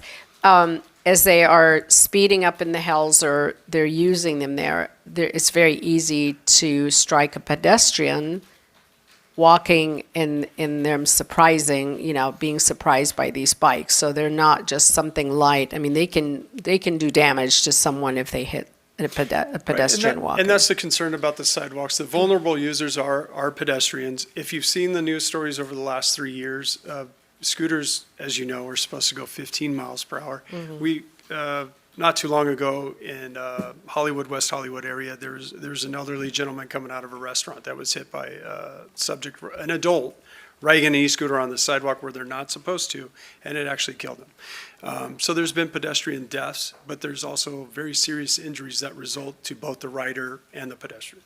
True. Do we have the numbers that you showed us here on the chart for how many accidents we've had? Do we have an idea, or we know how many were pedestrians and how many were vehicles type of accidents? Correct. I looked through this to make sure to see if we had any bicycles, electric bicycles or electric scooters against pedestrians, and we've had that in the past with bicycles versus a pedestrian. But none of these include a bicycle of any type or a scooter against a pedestrian. So those are So all these right here, vehicles. none of these collisions, we didn't have any. Okay. From 2020 to 2024. Are you asking which of these are motorbikes versus pedestrians and motorbikes versus cars? No, on the e-bikes or the scooters, being involved in a collision, were they being involved in a collision with a vehicle or with a pedestrian? Yeah, that's what I was explaining. None of these are with a pedestrian. Yeah. So They are that's the answer. predominantly with motor vehicles. Okay. And as a presentation, there was a short video they showed. The leading cause of death of people involved in these e-bike or e-scooter collisions is with motor vehicles because the speed of their devices, lack of protection, and Absolutely. the size and weight of a motor vehicle. Okay. I'm going to stop for my questions and have somebody else go, and then I'll come. Vice Mayor Takahashi. Get comfortable. I know. I remember that. I remember that. Our city clerk will remind you. Yes, she will. She's got a Pull little out the sign. buzzer. Okay. I will try to consolidate my questions so that they're not going on and on. First of all, I wanted to thank you for the presentation, and I particularly want to thank you for your comments at the end, recognizing how challenging it is, because while it's important to be safe, we do have to ask, well, if we do make restrictions, where do people ride safely, right? That is really the biggest questions. Where and how do people ride and walk safely, right? And so I think that as we're talking through this, that's top of mind for me. So the first few questions I have are kind of around enforcement now.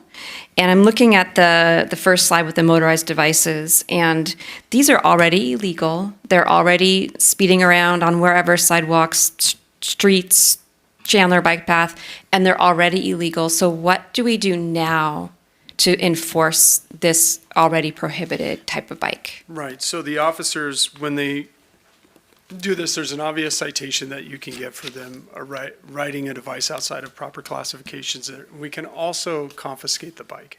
We can take it as part of evidence of the traffic violation. There are some cities that have included in their ordinances ways to do bicycle impound, but we don't have that currently written in our code. We would currently just confiscate the device. We could take, if it's a juvenile, we can take them home to mom and dad, explain to them what happened. We can educate versus the citation, but also take the bike home and tell them, like, look, they can't ride this on a city roadway. But there are still some, there's still some up there. So. And so do you have the sense that these types of enforcements helps reduce the number of these illegal bikes that are out? Absolutely. Okay. Enforcement is the only thing that's going to fix that issue. Because, like I said, there's current regulations for all of these except for those types of devices, which you need a motorcycle. Unfortunately, these kids they don't have a license. They don't know the rules of the road. And I don't think they understand what bad things can happen at speeds that reach 50 to 70 miles per hour. We've seen the kids doing wheelies up the middle of the roadway, running through stop signs, standing on the seats of the bikes. So the enforcement is the way to address that. Have you done any education around those particular kinds of bikes too? That's coming. That's what we need to do. It was a little bit of a waiting game on the CHP. As I mentioned, we do not want to teach things that are inconsistent with what the state mandated. We had to wait for the CHP to give us that training. It's very comprehensive and it's very well done. Okay, great, thanks. And so I have a similar question around e-scooters. So e-scooters are illegal on sidewalks. Are they allowed at all in the city, or are they prohibited completely in the city, e-scooters? So they are. They're just like any electrical mobility device. They are legal to ride, but the rules of operation are they have to be on a 25 mile per hour roadway. They can ride in roadways up to 35, but it has to have a bike lane attached. So there's specific rules to how these scooters can operate. But I don't want to confuse personal use with, it's big in Southern California, mostly the beach communities on the shared mobility devices. Certain cities have enacted codes to ban or prohibit shared mobility. This is specifically geared towards personal use because we don't have a shared mobility problem. Okay. So with the personal use e-scooters, they're not allowed on the sidewalks, right? Not They're allowed prohibited. Okay. So if you see someone riding an e-scooter, personal e-scooter on the sidewalks, what's the enforcement? So it's a traffic citation. Okay. Do you educate them on where they can ride? Yes, that comes with the educational component and spirit of the law versus letter of law. Any one of our officers can choose not to give a citation. They can do an educational component or they can give a citation. But typically when you're giving them a citation, we explain to them exactly why they're getting the citation. Sure. And what happens if you have someone riding on the sidewalk on an e-scooter where if they were to ride in the street, it would be dangerous. What do you suggest they do in those cases? There's going to be bike lanes, as I mentioned. It's Yeah. either in a residential neighborhood with low speeds, and they have to ride 15 miles per hour, or they can be on a roadway with specific bike lanes. So the bike lane is their safety measure. Okay, so that's a concern for me because to the point you made earlier about where do they ride if they're not allowed to ride on the sidewalks, whereas there may be stretches of road that have the bike lanes and have the low speeds, but then there's interstitial areas to get from that place to that place, so there's no available safe way to get from here to here. And I'll talk about that later with e-bikes too, my experience riding an e-bike that way. And then, let's see. I had that same question about the data, about what the collisions were. So what I'm hearing you say is that the collisions on this page 9, those are all the e-scooters and the e-bikes are all collisions with cars? It Or could just be fixed objects. Fixed objects, okay. People run into trees, poles, Sure. traffic signal poles, mailboxes. Okay, but not So- pedestrians, though? Correct. None of I went through each one of those, and none of those are involved with a pedestrian. Okay. So I think to one of the speaker's points to me, that just says, that means it's an unsafe place to ride versus a mobility device and a pedestrian. But that's just my thought about that. And then for the e-bikes collisions, you said 4 of them were at fault and 4 of them were not at fault. But the ones that they were not at fault, who was the fault? Was it the cars that The driver of the vehicle. The driver of the vehicle, Correct. okay. And let's see, a couple more. I promise I'm not going to go on forever. And then, my last question. Okay, so I did want to just kind of point out that, and actually, I guess a question. When you see these folks riding in a way that's either dangerous or illegal, would you say the majority of the ridership would be younger people that are doing it, or is it kind of a mix? I don't want to say that because studies are showing that predominant users are not juveniles. So, Right, right. it's, you know, so it's predominantly adults riding them. Yes, but illegally, but the ones that they're doing illegally and not safely. Yeah, and I could tell you, witnessing from in-city, it's all over the place. Like on a scooter, you can't ride with a passenger. Just the other day, riding right by the police department, I saw an electric scooter with 2 people on it. Yeah. And then bicycles as well, right? So I don't want to say it's one party over the other, and I don't have a exact, accurate statistical analysis of what's observed and what we've documented. But on the hillside, it's predominantly juveniles that we're getting the complaints about. Yeah. And we've confirmed that they're younger riders. Would it be possible to start capturing that data? To capture not only the collision type and who's at fault, but also the age and... That is captured. The age is captured. It is captured, okay. Right. So maybe we could see that data. I think it'd be informative. My experience as an e-bike rider is that generally speaking, that the folks riding on the street that are older like me or who are adults are riding safely because we don't want to get hit. We don't want to get hurt. But the younger folks don't understand the danger. They don't feel like they're in danger. And so, or they may be in an area where they're thinking there won't be a lot of cars, so they're going to go ahead and do whatever. It's just a different mindset. And I think that it's important information to know because then we're looking at, whatever regulations we're going to have or whatever education to really focus it on the folks who are the highest likelihood to be willing to go outside the safety parameters. So I do have some more comments, but those are it for my questions.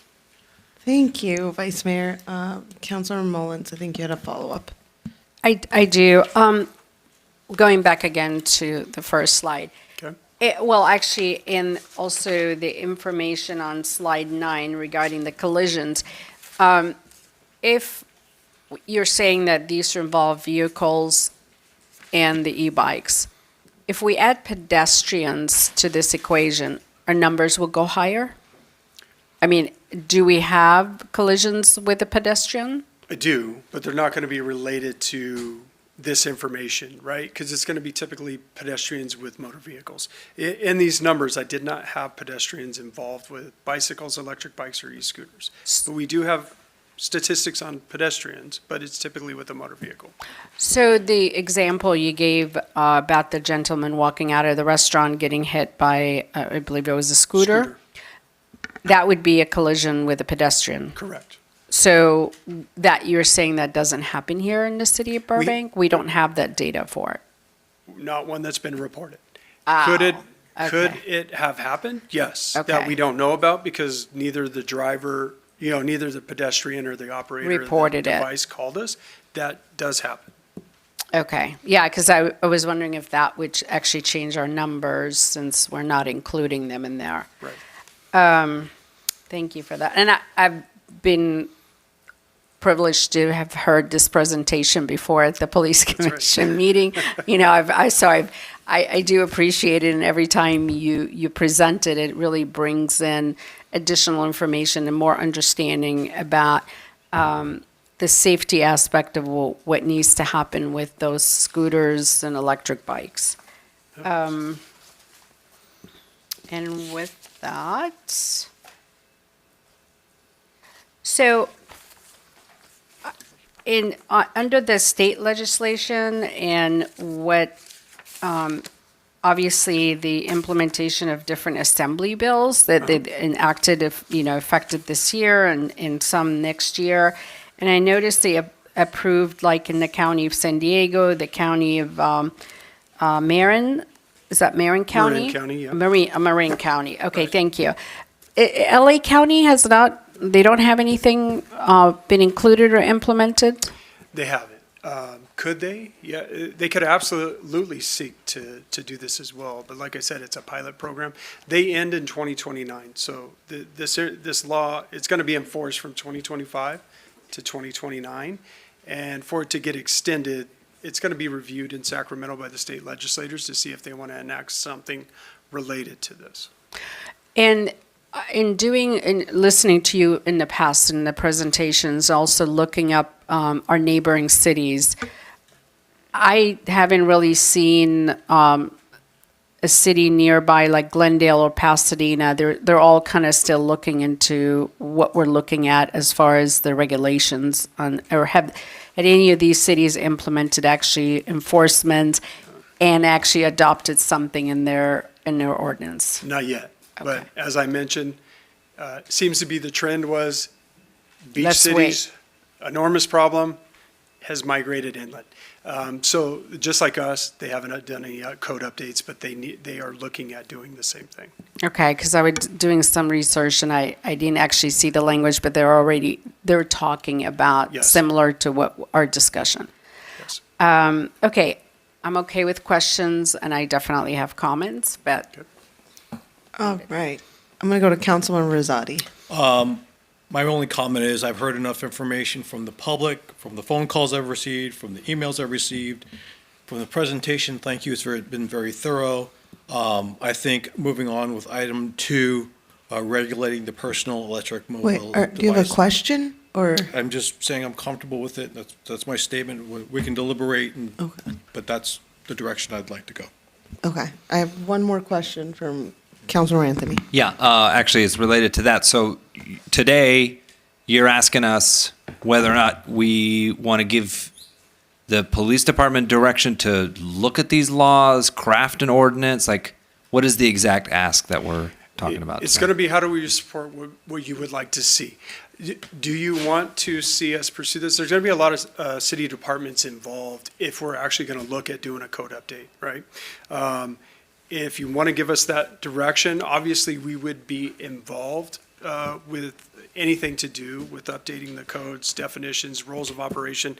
But if that's the direction you want to go versus, I know that there has been comments and support for starting first with outreach to the community to see if we do more education and outreach before we start talking about code updates. My only thing is, just like some of our public speakers talked about infrastructure, the problem with the infrastructure is that is years away from being accomplished, okay? What would help us as the police department is if we do updates so that we can do the enforcement and education that we need based on Where do we want to prevent this usage, and how do we want to regulate it? Without doing code updates, we're going to be a little bit behind. Several cities have done a great job at least defining all of these and including them in their current codes. Like we have, we regulate, unfortunately, older devices that nobody's using anymore for our equestrian hiking trails, our sidewalks, stuff like that. But it doesn't include any of the new devices. So we would have to do definition updates, and then we'd have to include in our current codes bicycles, equestrian trails, which we already do. We would just have to include which devices we would like to see there and what we don't want to see there. So as a first step report, though, staff will take no further action unless we get 3 votes. Thank you. Question? Okay. I have a few questions. So my first question, kind of in line with that, is I know a speaker mentioned it. Was this brought to the Transportation Commission, or why was it not? And can we see it brought to them? And that's probably less for you and more for our city management. Yeah, no, just the genesis of this was based on the request for the first step report. Yeah. So no, this has not gone to them yet, but obviously there's there's some commissions that we would address. If I could, again, it's a first step report. So, so we did very preliminary work. It went through just one. I mean, if you want outreach, that's what we're seeking here. How much public outreach would you like? And I'm trying to understand the process. Why did it go to Police Commission then, if it's a first step report? If anything, it probably shouldn't have gone to Police Commission. Okay. So, but yeah. That's more my question, just because my understanding, in talking to the city manager, was it's a first step report, so it technically shouldn't have gone anywhere. It should have come here first, and once it had some meat on its bones, then it goes to police, then it can go to transportation if this body requests it, which I will be asking, because I know we have a lot of avid bikers. I would love to get also our transportation department, Mr. Krisky's thoughts on this. Yeah. If I may ask the question for the police commission, they asked for a report from staff to go and present to them and get an understanding about e-bikes. So because they asked for it, they did discuss it in the meeting. Okay, I was just asking because it was my item, and I was wondering why it went there, first. There was a little bit of confusion with that, and my explanation to members of the Transportation Commission and other folks who are like, well, why haven't we seen it, is we don't send first step reports there. So there was a little bit of confusion with that. So I appreciate the clarification that they also asked for their separate item. Sorry? Let's see. So that was my first question. My other question is, do we have a ban, or have we considered in the past? I know we don't have one, but have we considered in the past ever? Because I know I saw in here that we've had this discussion in 2016 and 2019. Have we ever considered a ban on bikes on sidewalks where we have a bike lane? Has that ever come up? Not that I'm aware of, but it could have. It's just, like I said, there's other city departments like Community Development Department and Public Works. I haven't been a part of that I'm aware of. Okay. What was the geofencing we did with the shared, the Lime scooters and? Correct. So currently, we don't have the shared mobility device businesses doing rentals of these devices in the city of Burbank. The geofence was to basically inform the companies and the renters, somebody renting these devices, that this was the operational area. Obviously, we can't prevent them from coming into Burbank. And sometimes you'll see a couple of Bird or Lime scooters left on a sidewalk somewhere. But the companies are good about coming to pick them up. But it's geofenced around the city of Burbank, as this is not an operational area. So it's not a ban, it's more about operational. So Correct. it's a cooperative soft ban. So the whole shared mobility device came through Transportation Commission to council, from council back to Transportation Commission, and they wanted to regulate the specific type, this, not that. And then it kind of became less of a priority because staff was requesting whether we could regulate so that we could get the company's cooperation. limits, and we never received authority to address it. So the companies, to their credit, are still cooperating with Mr. Kriske on a geofence, and occasionally a member of the community might take a picture of one and send it saying, one got through, or something. I did that once. There's one parked right in front of my front door. So my question was more to actual just bikes in general, because I know this is a conversation that we've been having for a long time as a community, and also a conversation that most localities will have at one point. And I think our past can inform our future. So if this is something we've discussed in the past, you know, if the city manager's office knows, if the city attorney knows. So it was discussed. Mr. Robert Phipps requested the council to do a speed study on Chandler Bikeway because he believed acoustic cyclists were speeding too fast for pedestrians. The police department did studies. They concluded that the speeds were not abnormal, and council took no further action to regulate bicycles aside from normal moving violations. We've prosecuted, not in the last decade, a few bicycle citations at the Chandler Bike Path, but for the most part, that issue has not come back up in probably more than 15 years. Okay, it's good to know. And then a speaker mentioned this. Have we talked about speed limits, setting speed limits for all of our bikes, devices? I'm not going to go down the list, but all of these things, right? Because 28 miles per hour, okay, that sounds high to me. I'm a runner, so that sounds high to me, but I understand that, but 28 is insane. Right, and then I think we just have to be careful about doing contradictions of what the state law is on regulating these devices. If there's certain areas that we want to restrict things, I think that's a possibility. But when you're talking about where these devices are supposed to be utilized on the roadways or in bike lanes, where they're allowed to be utilized at those speeds, I think we would be careful about contradicting what the state law is.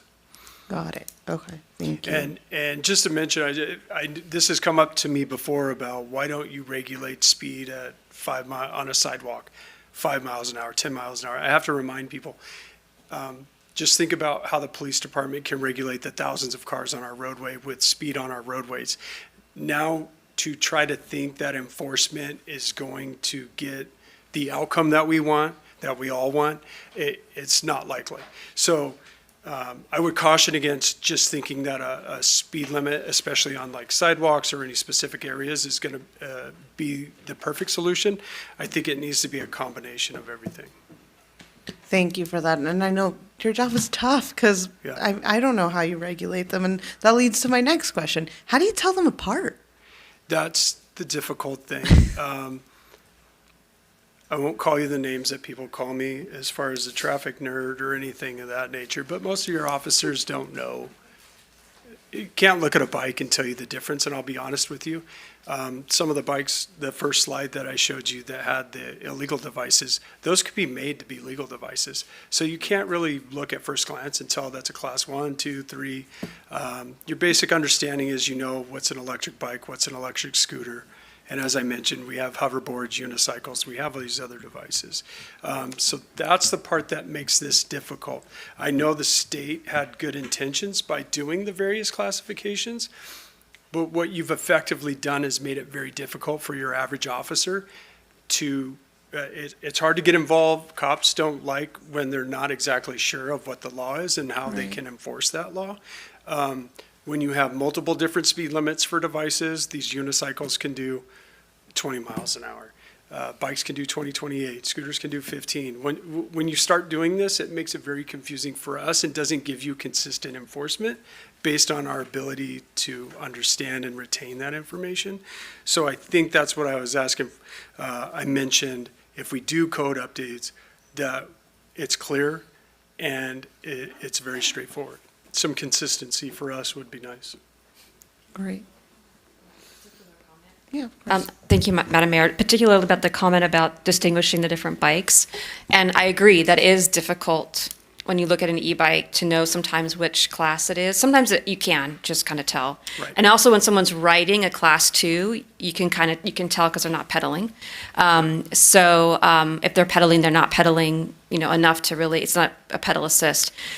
One of the challenges though is that it is even hard sometimes to distinguish between a non-e-bike and an e-bike. Yes. So my e-bike does not look like an e-bike. If you saw me riding, in fact, you could ban all e-bikes in Burbank and I would still be able to ride my bike because it looks like a regular bike and no one would even know the difference. Right. As long as I'm not, obviously speeding at maximum capacity down, a sidewalk. Now you told us. Yeah, no, I won't do it. I follow the law. I follow the law. But I'm saying that, for the purpose of trying to figure out, well, is that an e-bike or not, that there's a number of e-bikes that don't look like e-bikes. So just as we're thinking about delineating and clarity, that if we're thinking, oh, we'll just, do something with e-bikes, that's actually not an easy delineation either. So just putting it out there for an understanding, just to make it so that it's clear for everybody. Correct. Thanks, Madam Mayor.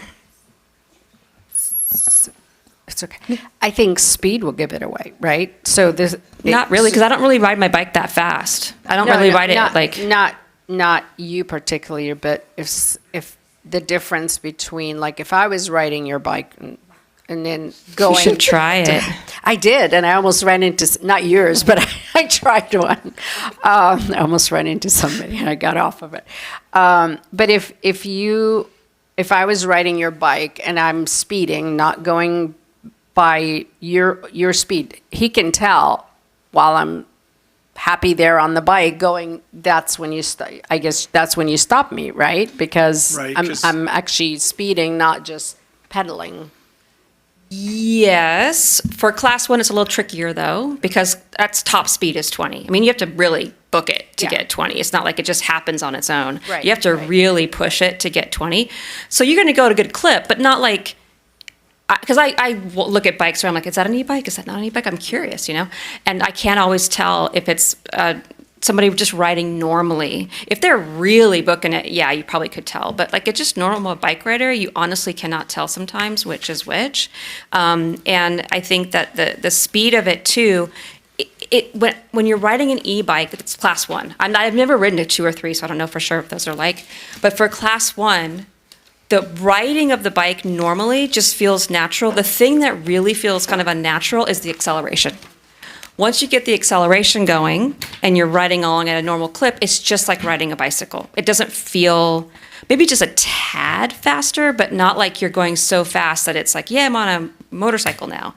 Really, the acceleration is the part that's kind of hard to get used to. But once you get that, then it's just, really, once you're riding down Verdugo or whatever, it's really hard to tell if it's designed a certain way. What is the average speed of a regular bicycle? It's dependent on the rider and the expertise. So can you go up But to 28 miles per hour? If you get downhill, you can get going Well, pretty fast on a downhill, but regular just like on bicycle, but Verdugo. On a flat level, it's good. You could get 17, 20, but you really got to work. But if you're Lance Armstrong, it's a different story. Okay. If it's me, it's 2 miles per hour. If it's me, I'm barely moving. So. We have members of the audience debating who's faster back there, so yeah. Oh my I could not keep up with them on my e-bike, I can almost guarantee you. Me either. So, any other questions? Just questions. Okay. Question. Real quick question. So the ones we see on the front here, does the one on the bottom, that doesn't have pedals? Correct, and that's as I mentioned, that's kind of a telltale sign for us because California's reinforced electric bicycles have pedals. When it has no pedals, we kind of understand we got to look at that bike a little closer. Wow. Okay. All right. Okay. So if there's no more questions, I rarely do this, but I'm going to start us off because it was my item. So, and the reason I brought this forward is because I obviously hate myself and don't like easy items. But I brought it up because I thought it was worth the conversation, right? As you can read in the staff report, we haven't made these updates in a long time, and a lot of what we are regulating is old technology that isn't applicable anymore. And I brought it up because I had this confusion myself. I learned from my colleague that there were multiple classifications that I didn't know. and that there's very different things happening here. And I just want to say for the public, we received tons of emails saying, and I personally received a lot of emails saying, don't ban e-bikes. I want to say it on the record, I did not put anything forward to ban your e-bike. All I wanted to do was talk about what regulations we should have in place. The same way if tomorrow we get electric cars that are all going, 200 miles per hour, you're going to see me asking for some kind of regulation for what we can do to make sure we're all safe out there. And it's for the benefit of everybody, even the folks on the bikes, as you can see in the report here. My goodness, right? Yeah. We want to keep everybody safe. And so I think it is a good time to update our laws. But I would like to see this process move forward in a way that includes, yes, the Police Commission, the Transportation Commission, and also the groups of folks who want to have their input heard. We received so many emails that specifically got into the nitty-gritty that I'd love to hear these folks share their opinions so we can find something that both balances what our community is telling us with their usage of bikes, with maybe some of the dangers they feel as riders, and also something that's easy for our PD department, because I don't know how you all do it. It's a lot of regulation here and not a lot of clarity. So that's my goal here in putting this forward, and not to penalize anybody or ban things. Other than the folks riding motorbikes up there, it's not safe, it's not legal already, that's clear cut. And possibly to bring back an ordinance that also includes education, because I think parents need to know. As somebody who's about to be a parent, I would not know what the classifications are. I wouldn't know what I'm getting into. And I think knowing the law, knowing these things is really important before you purchase one of these items for your child. So yeah, that's my thought in bringing it. I'd love to hear what my colleagues would like to see as we give the lieutenant direction. So, Councilor Mons? Thank you, Mayor. A lot of well said, but I agree. And I want to add to what the mayor said. We've heard from some of our speakers, we've had some emails in regards to our roads, make them safer for our pedestrians, make them safer for bikers. And we're working on it.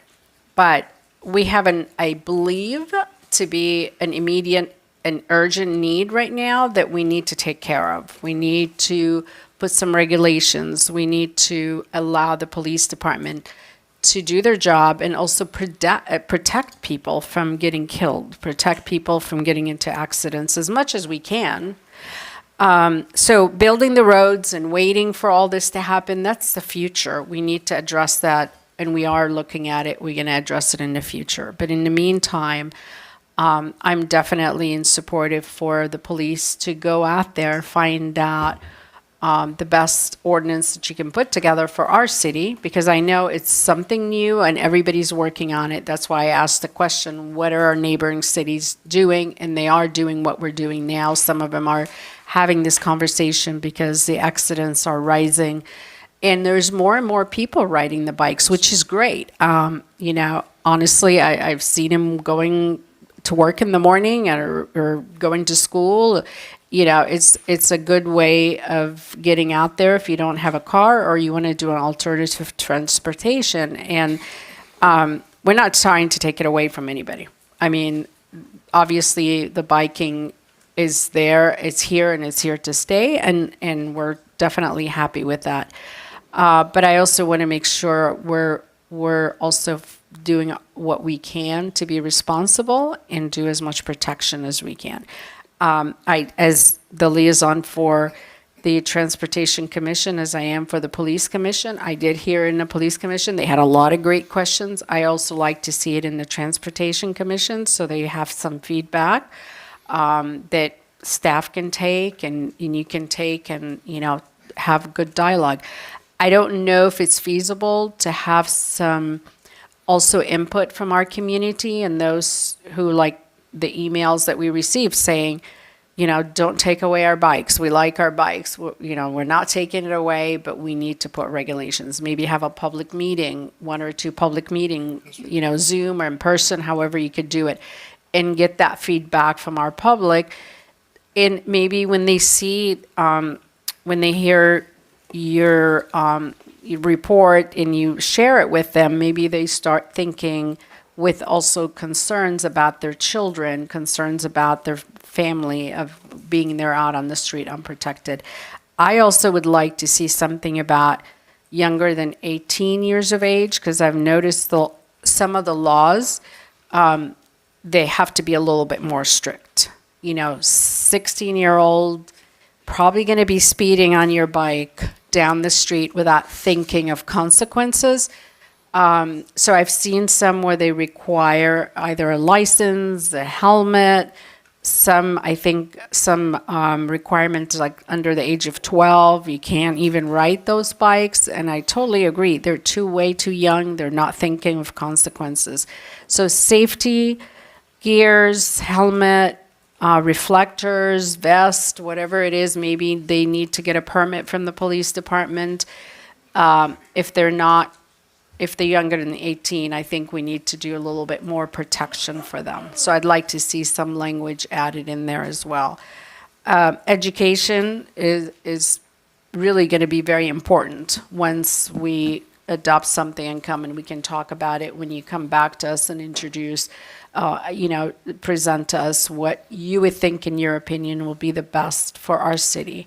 So these are the areas that I think, looking at the roads is down the road. It's not now. We need to do something now as soon as possible to protect our community, and then we'll address the roads at a different time when the time comes for it. Thank you. I think we're addressing the roads later this year, Mr. Krisky. But thank you for that, Councilor Mullins. I agree with and I'm slowly, as you were talking, was writing what I'm gonna propose in the motion. I do want to tell our colleagues, I know, got the look from our city clerk, about 5 minutes left for this item.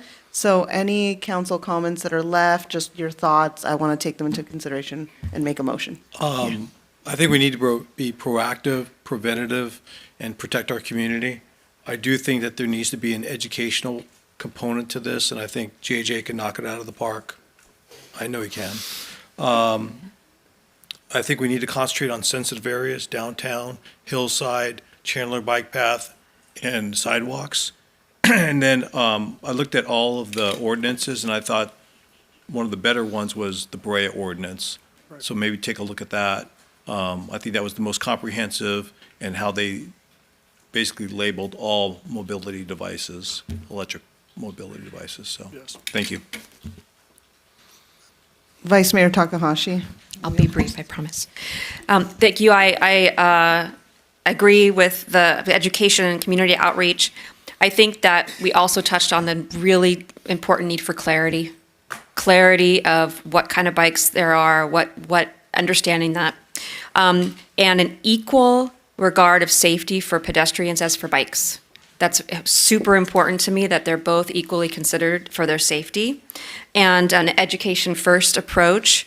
And if there does have to be some sort of punitive action, to be light touch, to really help people, to guide people to where they need to be safely. I want to say for Chandler, and maybe for downtown, when I ride Chandler, I get sped by sometimes by folks going really too fast. What I feel like really is the lower safety for me is when it's really crowded. It's difficult to ride my bike like a normal bike when there's a lot of pedestrians or there's a lot of bikes. So maybe obviously infrastructure is an important thing, but maybe even just a quick build as we can put just signs, ride safely, be safe, just to remind people. Obviously they're not going to control everybody, but the psychology of it, if we see a sign that says ride safe, people tend to be a little bit more safe. And that can maybe be downtown too. And then just remember that seniors ride bikes, especially e-bikes. For me now, I cannot ride a regular bike anymore. So an e-bike is the only way I can get around on a bike, and I really love my bike, and I'd rather ride that than my car. And, kids, we don't want to put them in the street in dangerous places. So just kind of thinking about this from a holistic point of view. But I think clarity and equal safety is so high priority for everybody. And I appreciate that I think you've already been doing that, but just want to emphasize and reinforce that intention. Thanks. Councilor Anthony. So the two kids that almost ran me and my wife over couldn't have been more than 12 years old. Right. And they were on the one on the bottom with no pedals. So anything we do that we move forward with has to be in partnership with the school district. You know, these kids are there 5 days a week and they're spending all their time there. So any sort of outreach, any sort of educational component, whatever we can do to give that to the school district and help them, disseminate that information, I think is very important. I'm also interested in seeing what sensitive areas we could possibly do a ban in, like downtown, where we don't do skateboards and that kind of thing, and say, hey, this is a very slow pedestrian space, and so where it's guided on the street and that kind of thing needs to be very, I would say, is a little bit more strict right downtown, so that people know where they can put it, where they can put the bikes. And then my only other thought or concern, and we really haven't talked about it, is where do they park them? I mean, if there's no pedals, I mean, I guess they got the kickstand, but like, are you parking it on the street? Are you parking it on the sidewalk? Can you put it with the bike racks, and is it going to take up too much space? So like all of that needs to be considered. And then the last thing I would say is just a procedural thing. It's not uncommon to see a report go to a commission before it comes to council. So that I don't think is too much the issue. I think with this kind of report, I think it should have also gone to transportation, just so they could see it before it comes to us. But definitely, yeah, once we're in the middle of it, I think we go out to the commissions and the boards and really get their input. So, Councilmember, what about the youth board too? I would love that. Absolutely. Absolutely. Yeah, let's bring it back to the youth board. Okay, so taking all of that into consideration, I'll make a motion to direct staff to proceed with taking all of the direction you heard today and bringing back an ordinance to council with clear regulations for electric mobility devices within the city of Burbank through a process that involves community input, our transportation and youth board and department, and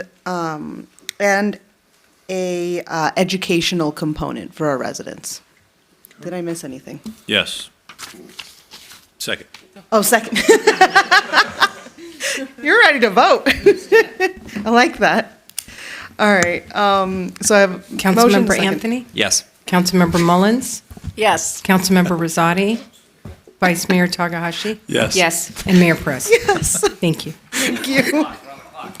We're ready to go. The city clerk says speed it up, and we speed it up. Thank you for the report. We appreciate you. Thank you so much for your presentation, Lieutenant. You are not a bike nerd or a transportation nerd. You're an expert. All right. Thank you so much. And if anybody wants to try my e-bike, just let me know. Anybody can fit on it. Just let me know. I would like to keep my Vice wins. Mayor, I've driven behind you twice in your car. You're the exception to the rule. You're just the exception to the rule. I follow the law. I know. I'm very slow and methodical. I'm in the speed limit. All right, everybody.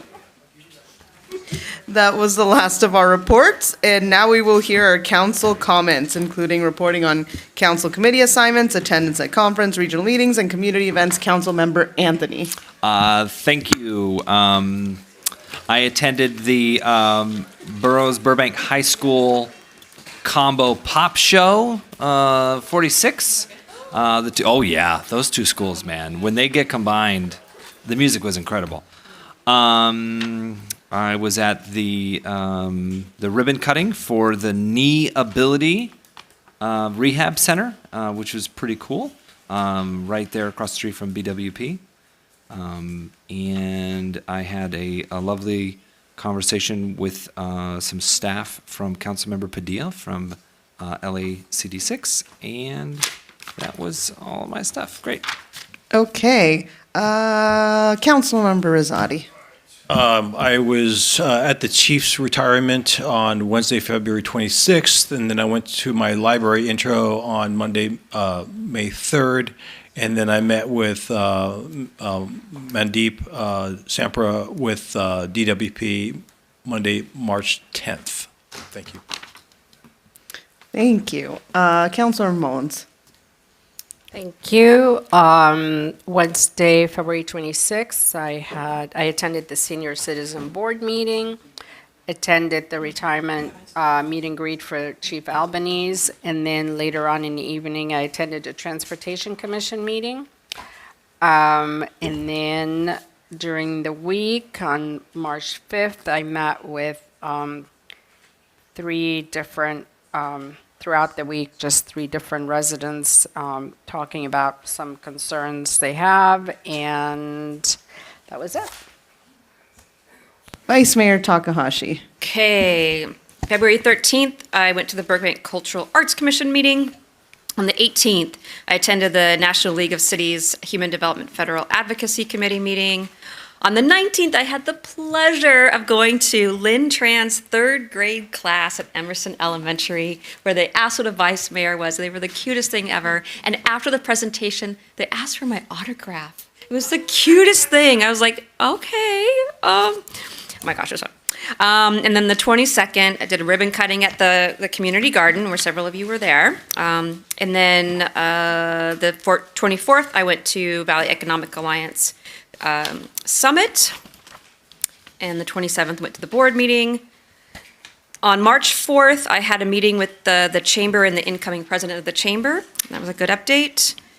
And on the 6th, I went to the Southern California Area Government's Energy and Environment Committee meeting. And then this weekend on Saturday, in the morning, I went to the Parks and Rec Youth Leadership Programs, and I gave a little presentation there about Vice Mayor. These are high school students, so they did not ask for my autograph, but they did ask questions, and there was a lot of folks in the front, like nodding, exciting. No selfies, no. I should have done that. I didn't think about that. And then at a little bit later in the afternoon, I was able to attend an Eagle Scout Award, which is always fun to do, to listen to the amazing thing. I always feel so kind of like, wait, what have I done with my life when I see this 15-year-old who's already more accomplished than me. But so much more. All right, but it's really amazing to see these kids. What? I done with my life. You're an elected official. Yeah, but compared to what they're doing, they're just amazing. These elected officials. Oh my goodness. They're saving the world. All right, so anyway, that was a really fun update. Thank you, Vice Mayor Takahashi. Councilmember Anthony. Oh, you already went. That's right. I don't know why I'm calling on you again because you kept raising your hand, and I was like, no, somebody else.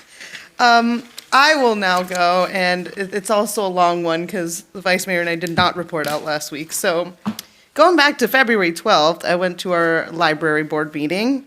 February 13th, Thursday, I went to the grand opening of OG Aesthetics and Wellness. If anybody's ready to get rejuvenated, they have a wonderful program for you. On Saturday, February 15th, I spoke at our second annual Burbank Adaptive Sports Expo with Councilman Rosati was present, and it was a really great event. It's wonderful. That playground is being utilized. Now we have an adaptive playground for anybody who has children who may need to use that. Please do. It's here for our community, and we added a bunch new adaptive sports into our Parks and Rec programming, so we're excited to do that, and it's only going to grow. And then on Thursday, February 20th, I attended the Chamber monthly board meeting and gave updates on our city. It was nice to give updates that weren't revolving around the fire, so all good things this time about what we're doing. And then on Saturday, February 22nd, I attended the ribbon cutting and grand opening for our Hollywood Way and Clark Community Garden. It was great to be there with everybody, and I know we'll have the folks from the community garden here in a few weeks to present them with certificates of recognition. And then on Monday, February 24th, through Thursday, February 27th, and that is the reason I have a long report, I was not here at our city council because I was in our nation's capital at Washington, D.C., with the American Public Powers Association. I am our voted representative, and so I was there representing our region and our city and making sure that our Burbank Water and Power utility is heard in our nation's capital as we ask for things like tax-exempt municipal bonds and things that will help us keep our rates low for our residents. We have a lot of infrastructure projects coming down the pipeline, and we're asking Congresswoman Laura Friedman and our our federal senators, Padilla and Schiff, to keep our funding asks in mind and to push them forward. It's great meeting with them. It's great meeting with our legislative advocate and moving all of that forward. The time difference and the freezing cold was not great. And then Friday, February 28th, even though I came back on red eye, I got right back to it, and I met with Miss Burbank, USA. She's a very brilliant young lady who is competing in the Miss USA pageant. I'm already calling her Miss USA because, you know, I'm manifesting it in there. But she was very kind, has a lot of interest in community service, and I had the honor of pinning her and sharing our city pin with her, and hopefully she'll represent us proudly there and move on to Miss California and Miss USA. And then on, Monday, March 3rd, I had a discussion with our Hospital Association of Southern California, so welcomed them and talked about Providence St. Joseph and what's happening at our hospital. Tuesday, March 4th, I attended a tour of the Casanova ADU developers. They have come to the Housing Trust to talk to us about new innovative ways they're building ADUs. To not go too deep into it, they're building them like Legos, essentially. They're prefabbed in these structures, and the inside is styrofoam, which was very interesting, and I'm really thankful to Simone and Maribel and our folks in housing who went with me and asked some wonderful questions as we navigate them through our process. And then, right after that, I had the opportunity to speak to Burbank High School's Model Congress. Those kids are phenomenal. Speaking about high schoolers, I walked in and they gave me like a clapping standing ovation. And I was like, oh my goodness. Especially at a time like now, it is so wonderful to see young people be interested in going into government. So I hope each one of them moves forward and has a government career because they are excited, they're motivated, and they want to do something to help their community. And then on Wednesday, March 5th, I attended our Burbank Glendale Pasadena Regional Housing Trust. I'm telling you, it was a lot. And I attended our youth board following that. We had a great discussion on actually, they had a great discussion on our Burbank bus and had some feedback for us on where they would like to see stops and what's making them get on the bus and what's making them not get on the bus. And then Thursday, March 6th, I went to Burroughs High School, my alma mater, and we filmed the mayor show with PIO. It was a lot of fun. So you'll get to see that come out in a few weeks. You'll get to see me relive my high school experience, play my instrument, which was terrifying with the band, run on the track, throw a softball. I did not jump in the pool, though it wasn't swim. But you'll get to see me go through all of those things and talk to some of the students at the high school. Please watch it. It was very nice for me to film. And then right after meeting with the high schoolers, I went to Roosevelt Elementary School for Read Across America, read to the children at Roosevelt. They were very sweet. They, like the same, they were like, can I have your autograph? Can I shake your hand? Never wash my hand again. And I'm like, please wash your hand. But they were so sweet. And I hope to see them one day in my shoes because it's honestly a treat to be born and raised here and be your mayor. And then on Friday, March 7th, I attended Cal City's LGBTQ caucus, represented our city there. Saturday, March 8th, I attended the swearing-in ceremony for Congresswoman Luz Rivas, who's not our direct representative, but our neighbor next door, and someone we also want to have a wonderful relationship with. And then Sunday, March 9th, I attended the meet and greet exhibition tennis game supporting the Hometman Glendale Ararat Scouts, who, thank you, I needed that. My pronunciation is not the best of that term. I just got the approval that I said it right. But they were here at our Burbank Tennis Center. They brought a tennis star from Armenia to play an exhibition match. It was very well attended, welcomed the folks and this lovely young lady to the city of Burbank. And then finally, on Monday, March 10th, I met with Mr. Jeffrey, who is the CEO of American Sports and LA 10, to discuss their desire to bring more soccer facilities and soccer playing into the city of Burbank. And they're talking about league sports more than, AYSO and that kind of stuff. So I met with them, and they presented me with a jersey, which was nice. So that was my last 2 weeks. In case anybody wants to know where I'm running around to all the time, that's where I'm going. And all of that on top of being here with all of you. More importantly, yes. All right, so now we are moving on to our introduction of new agenda items. Does anybody have agenda items to introduce? Councilor Mullins. I actually have two. It's very rare that I do that. Okay. The first agenda item, and forgive me, it's a little lengthy, but I have to read it.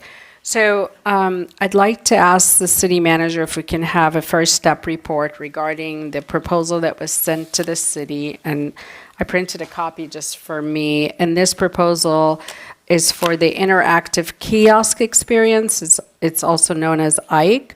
The proposal highlighting consideration for future revenues, as well as provide enhanced users experience to people that come and visit the community. So I don't know who might end up having it, but if council can get a copy of it as well. Absolutely. I know I received a copy. I don't know who else on council, but I'll be sure to provide everyone what I received, and then we'll come back for a first step. Thank you. Appreciate it. The second item, and it's really to revisit the discussion on regarding boards and commissions, is to bring back the council meetings decorum and policies and decorum of how we conduct our meetings, and to see if we can bring a report back to how we can add it or maybe enhance or expand the city council expectations of boards, commissions, and committees to provide guidance, further guidance to how to conduct boards, commissions, and committees meetings, and how, speak in time and regulation of public comments and all these things. I really liked us to revisit that. I know we had a discussion about boards and commissions before, but there's been some things that came up, and I want to see if we can bring a report back regarding that. Okay, thank you. Anything else? Vice Mayor Takahashi. Thank you. I also have two items. The first one is a memo. If we could get a memo on the continued numbers of usage for our housing support line, and also a report on how we are reminding people that this line exists, that this housing number exists, and just encouraging staff to keep reminding people. Because I'm getting emails like, oh, I didn't know that the housing number existed. I didn't know what the housing is. So I would just want to make sure that we are getting that out there. And then the second thing is a first step report for a potential fair work week ordinance. As the audience came up to talk about it. I've heard about this before with these three particular elements that I think are important to consider. Number one is providing 2 weeks of schedule in advance so that the people know what their schedule is 2 weeks in advance. The second is not changing a schedule within a 1 week time. And the third is at least 10 hours between shifts. And this is for companies that are 300 plus. And there are other more elements that sometimes these have, but these are really, I think, interesting to look at for our city that I'm surprised we don't have it actually. So that's why I would love to have a first step. Thank you. All right, thank you. Anybody else? Councilor Rosati. And I have two items. I want to see if we can review our drug testing policy and see how effective that really is. You're referring to the council, the specific our council drug voluntary testing. drug. Yeah. Okay. And the cost associated with that, and just from what I heard today, it doesn't sound very effective. So anyway, so let's have a discussion about that. And I'd like to get a first step. So SB 423 in the Rancho was expiring at the end of July. I'd like to get a first step report to adopt objective public health and safety standards for the Rancho. And I can send you something about that if you'd like, maybe where we can start. but I think we need to get the ball rolling on that sooner than later. All right, and I have one. Don't worry, it's not too bad. Oh, you have one? Okay, you go ahead. Mine's quick. Unrelated to what the vice mayor asked for, could you just, in our next city manager's report as a memo, just print us out a copy of the LA City and the LA County Fair Work Week ordinance? I just want to be able to read it. I can't find it in the code. Theirs is very extensive. Yeah. Thank you. Okay, and then my only ask is, I would like to request first step on acknowledging the Fernandino Tataviam tribe and joining our neighboring cities in asking for their federal recognition status. That's it. Anybody else? No. The staff is begging us to stop. Hey, mine was quick and simple. All right, so there being nothing else, we now adjourn the meeting at 10:10, 5 minutes after my time.